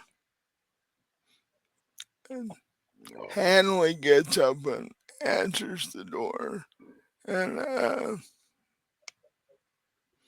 this mm, this middle-aged blonde lady that's about maybe 6'1" walks in the door, and Hanley's like, "Okay, who would you be?" And she's like, "Oh, I'm Dr. Nesbitt. I got a call from Magnus." Hanley's like, "Okay, I'll let him handle this." And uh, basically escorts her into the dining room while the rest of you are standing. And Magnus is like, "Oh, Dr. Nesmith, it's good for you. It's good that you showed up so soon. I think we have a problem." And he walks her back into his sister's room. And she's like, "Yep, I think you were right on the problem part. Because I have never seen this in my life." Vampires who get burned to death look that color, but they're usually not in movable form when that happens. Uh,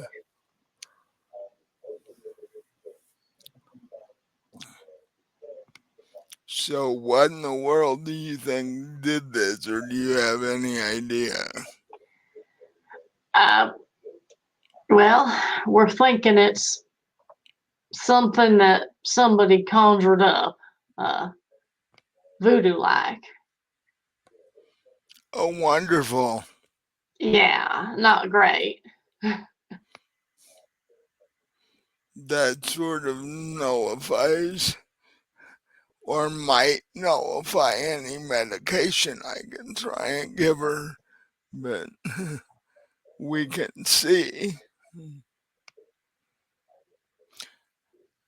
Now, I will say one thing up front. If we try to treat this person in this condition, it may kill her because we don't know what this is. And we don't know what the reaction to medication is going to be. So I need you guys to decide whether you want me to treat her, given the possibility that she may not make it.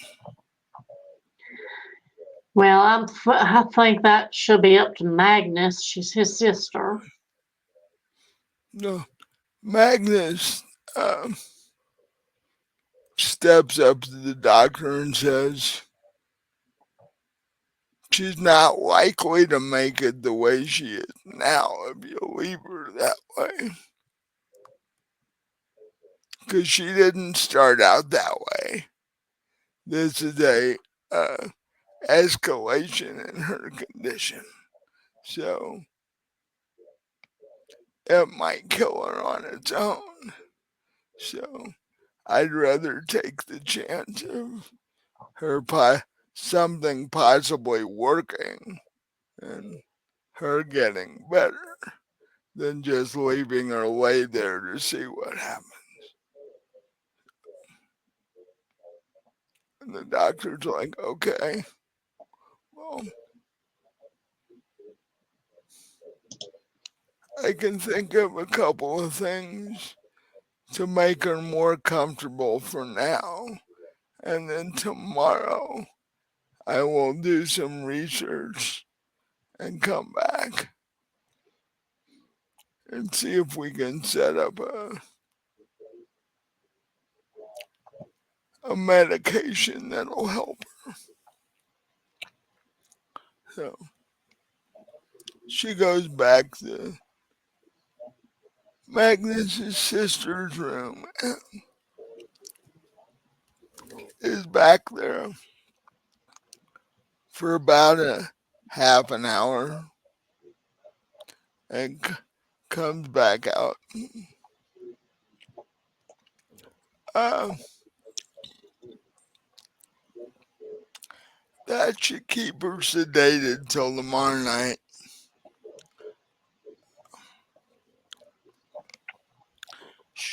Should help the pain.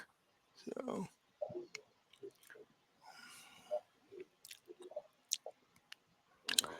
but I'll have to be honest with you, I've got no clue.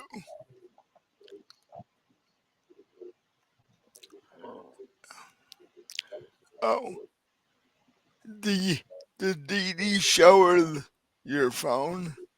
Well, yeah, I'll say, is there any chance it might be blood poisoning? Possibly. So the only reason I ask is I show her that and be like, "That's why I said we're thinking it's voodoo too," because those marks there on that victim look a lot like what's on her. Oh,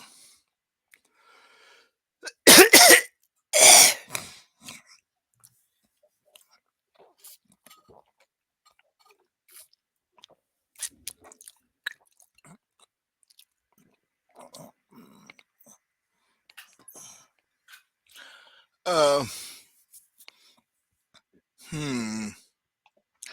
Might I ask where you got that? I was doing some research into voodoo shops. Hmm.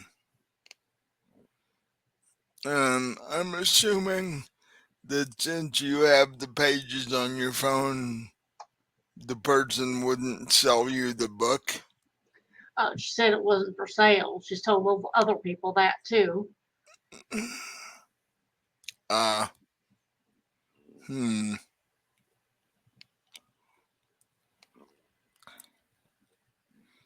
I may have to go have a chat with her before I come back tomorrow night. Because if you're right, we have a serious problem. Yeah, it's not looking too great. Well,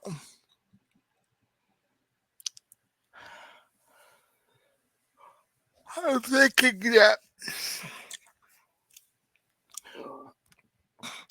blood poisoning is about the worst thing that could happen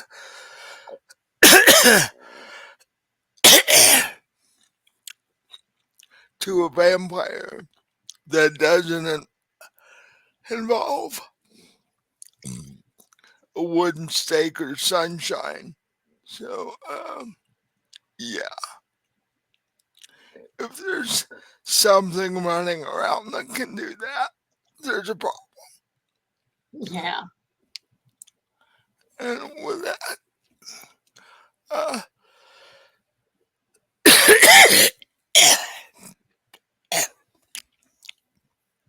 with that, she told Magnus that she'll be back tomorrow night after she's done some research and talked to the lady where you got the book or the pages from the book. And she says at this point, all we can do is keep her comfortable until we can figure out what did this. If we can figure out how to fix it. And she's like, uh, nice meeting you all. I guess I will see you tomorrow night. All And, right. Hopefully she'll be um, still be around. oh, if she gets worse, although I don't think she'll wake up till tomorrow night, but if she gets worse while you guys are still awake, give me a call. All right. And with that, Magnus escorts her out of the front door to her car, and she gets in her car and drives away. And Magnus comes back into the dining room and sits down at the table.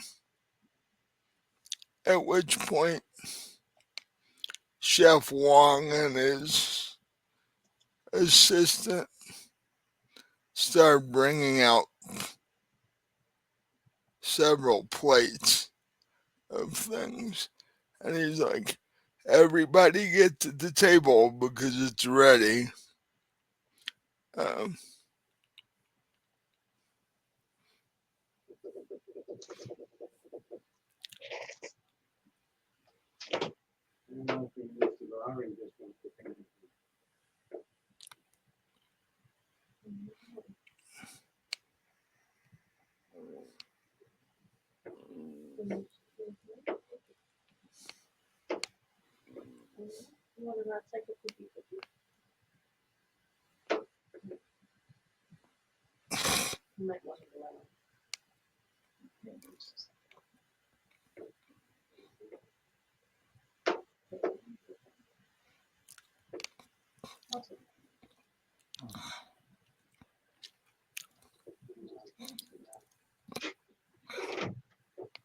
I think Chase wants to go out, so we should Uh, probably wrap this up here. yeah, I didn't think we'd go a whole lot longer. Um, so everybody sits down at the table and um, Chef Wong then brings this plate with this blackened um, bass, the whole thing, and sets it down in front of Sarah. And Sarah goes, I've never eaten a lot of fish. This should be interesting. She says, she takes a bite or two and she says, it tastes all right, but next time you need to scale the damn thing. Uh, Chef Wong is like, okay, I'll remember that. uh, and you guys have your dinner, and with Magnus's sister, who I will look up her name for next time because I've got it written down. Um,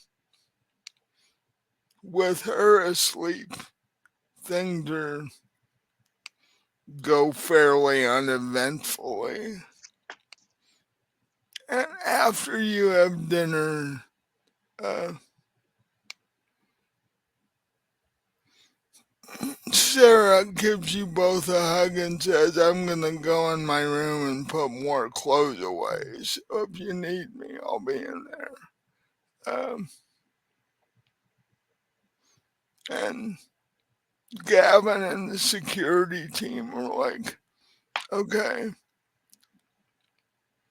given the information we have and the things we got set up today, uh, well, within the next couple of days after you call them, what should we do at this point?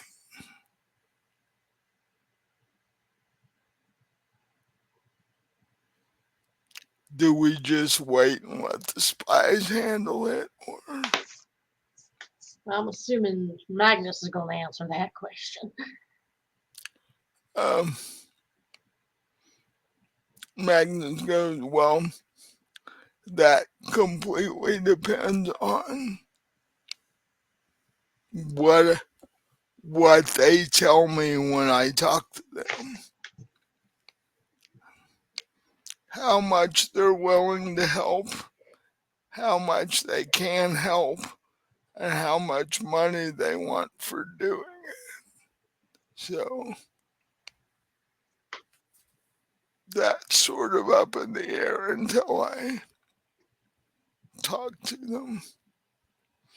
But as I said, there's something really odd going on with the chief of police, or the chief of police's death anyway.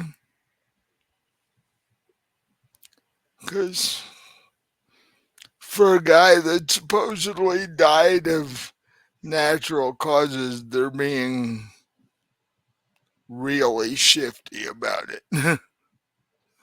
So there's something odd there.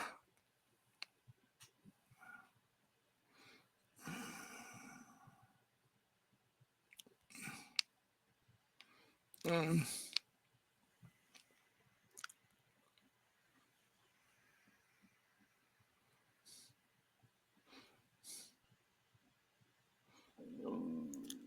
And Eddie says Mabel didn't know anything that we don't know. So I don't think she really has anything to do with this. Although, and did you tell him that the person that you got the book from? Oh, no, I actually forgot to tell them that, so I'll let them know. So you tell them that the person in the shop that you got the pages from the book from is Mabel's younger sister Meg, and Magnus is like, hold it. I didn't know Mabel had a younger sister. I'll have to mention that the next time well, if she's coming to dinner in the next couple of days, that'll be an interesting conversation. And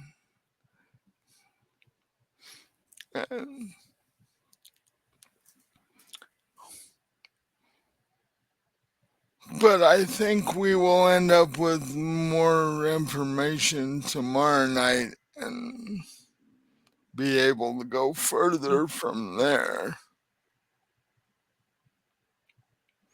Because hopefully the doctor will find something, and hopefully these spies, these maquettes that I go talk with, will decide they want to help.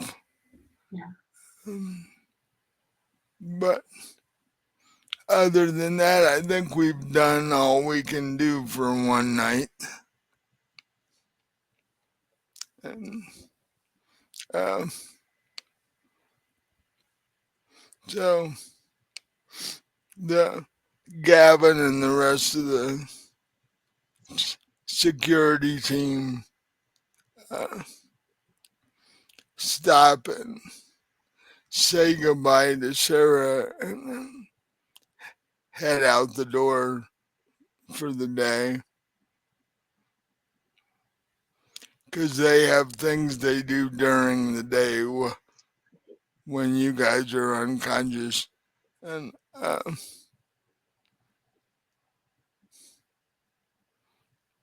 and Hanley's like, well, if you don't need me anymore, I'm going to crash because I've had a long day between here and Louisville. And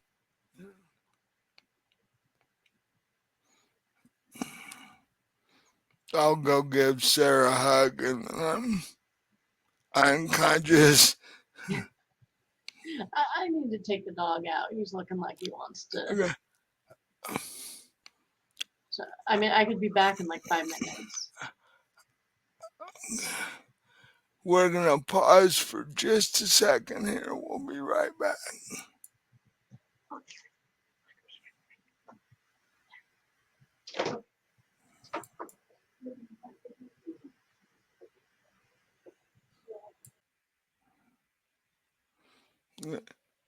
We're back. Um,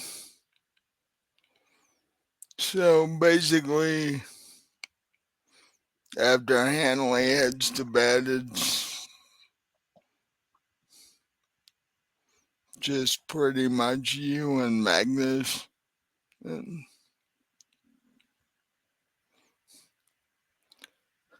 Sara comes back out for a little bit.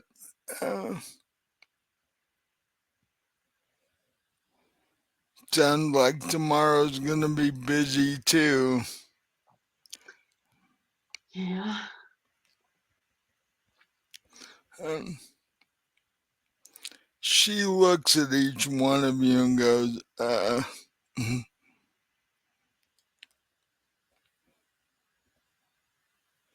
so you guys headed downstairs, and Magnus is like, possibly. What would you know about downstairs? And she goes, do you want to tell him or do I want to tell him? I gotta look at her and be like, hey, you go for it. You told me, you can tell him. Magnus is like, okay, what's going on? Well, apparently we got a sneaky little wolf here.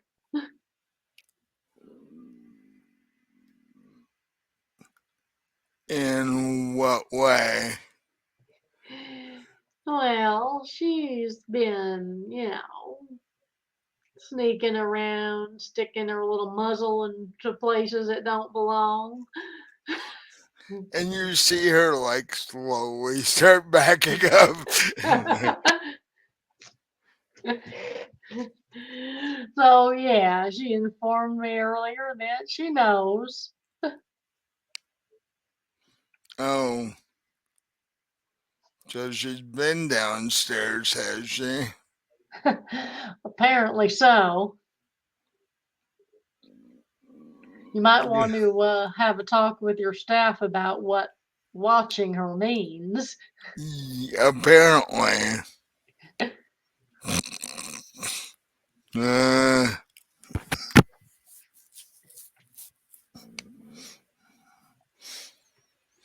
now I know what Hanley's talking about when he and I have talked about her from time to time. Surprised she didn't show up at any of Hanley's parties up there.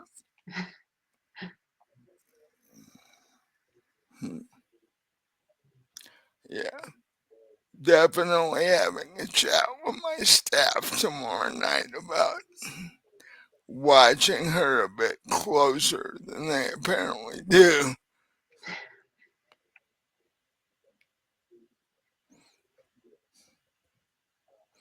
And he turns to Sara and goes, you need to stay out of the basement unless you're invited or told to go down there. Because there are things down there, as I'm sure you have now seen, that could be dangerous for you. And you need to not go down there by yourself.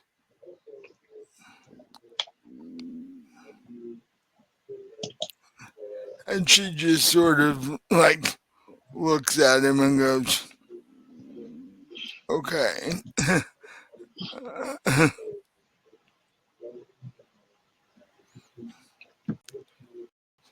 And she said, it didn't look horribly dangerous when you were doing stuff to her.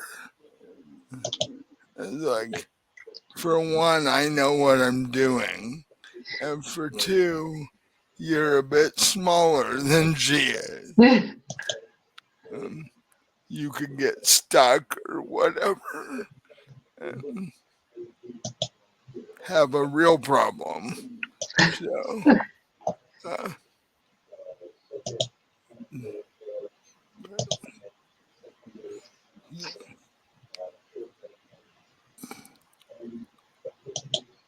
so from now on, you need to promise me that you're not going to go down there unless you're invited down there.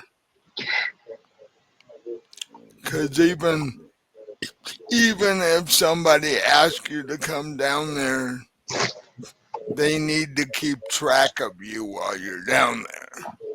So, and she just sort of nods like she didn't expect this to be quite the thing that it turned out to be. Yeah. And he goes, I'm not upset, but I just don't want to get, you in a situation where you get one of your paws stuck or something like that and have to be extricated and then all that. So she's like, okay. And she hugs both of you and heads back to her room. It's like, see, we we experience having a little kid without having a little kid. Right. No, definitely have to talk to Hanley about that.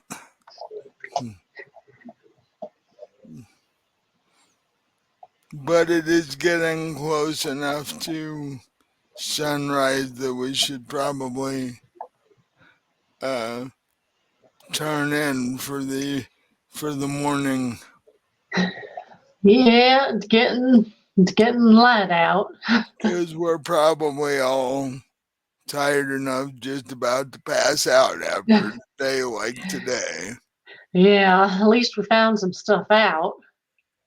Yeah, we made some progress. We'll have to see where it goes. Right. And so you can, I take it the two of you are gonna head to uh, Magnus's room, Yeah. unless you want to go down to the basement like she was saying. It's your choice. All all your stuff is in Haley's room though. Right. Yeah, we'll Yeah. go into his room.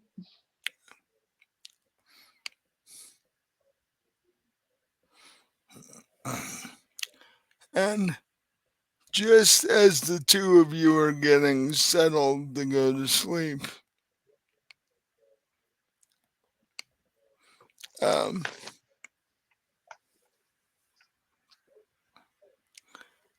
a text message flashes on your phone, which you put on silent at this point. Uh, and even though you don't look at it at the moment, uh, we will end tonight by um, there being a text message from your favorite, Oh, that guy. from him, who you haven't actually heard from since you've been in New Orleans, because you didn't even tell him you were going down there. So, but when you wake up this evening,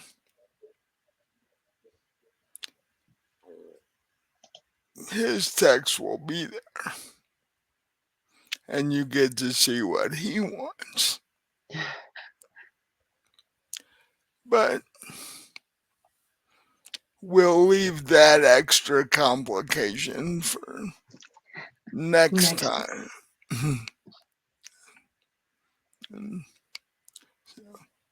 and,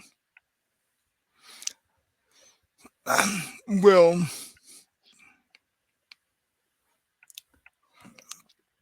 uh, I hope the people that watch this later have fun, because we're slowly starting to figure out how things are going here and whether what you guys have to do by the end of your vacation. So, um, I'm assuming you had fun. Yes, I did. And oh, if you haven't bought Robin's new book, everybody needs to go out and buy it, along with all the others that you haven't gotten those already.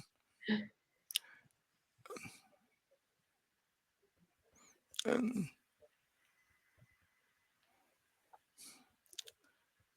she has told me that she is working on the next one already. So Yeah.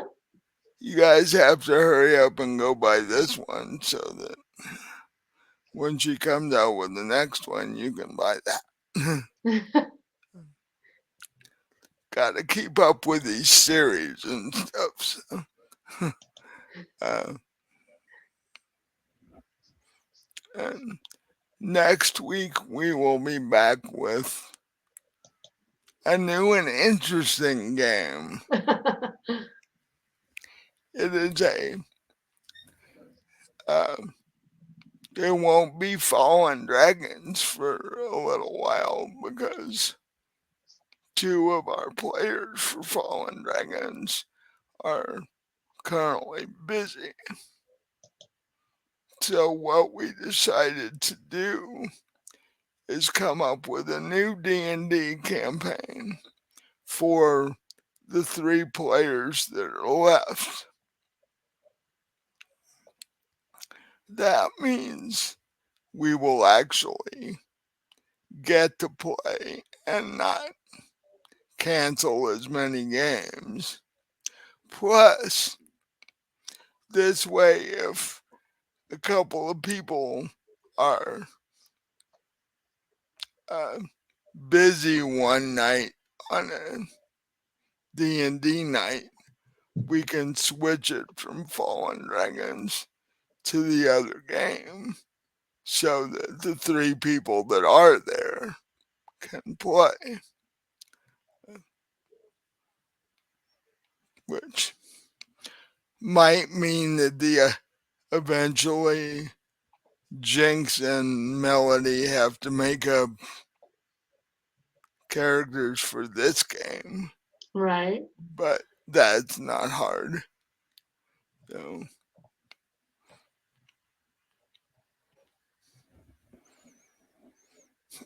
that way we can keep things going.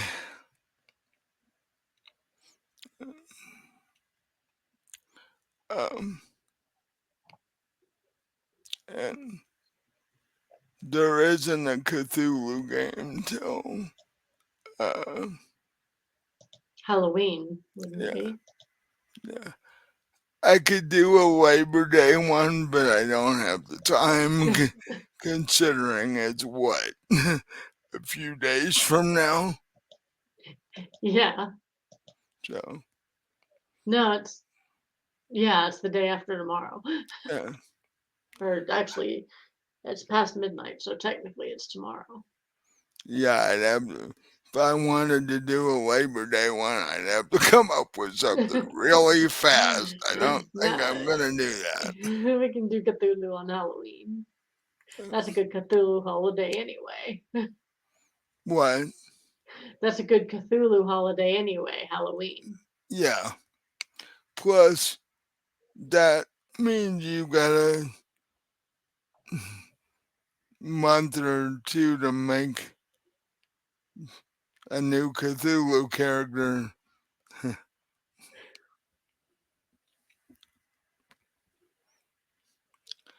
Oh, by the way, the shirt I'm wearing is Cthulhu. So Oh, okay. he's my big Cthulhu shirt. So I think that's all I've got for the moment. Uh, work. The channel is coming up on 20,000 views, Oh, cool. and our podcast is like under 100 from getting to 1,000. So we're making progress. Good. Not as big as some of the bigger channels, but that's the way it goes. Uh, so, so we will see you next week for the new D&D game, and it's so new, in fact, that I haven't even named it yet. So uh, you'll have to come and check that out. Well, with our group, we're definitely going to screw things up right from the start. So, It'd be a surprise if you didn't, given the people that are in the group. So, so it'll be you, uh, Cora, and LaFall, hmm but playing different characters. So, yeah, it'll take you about half an episode, and once you figure out what you're doing, then everything yeah. will start going wrong.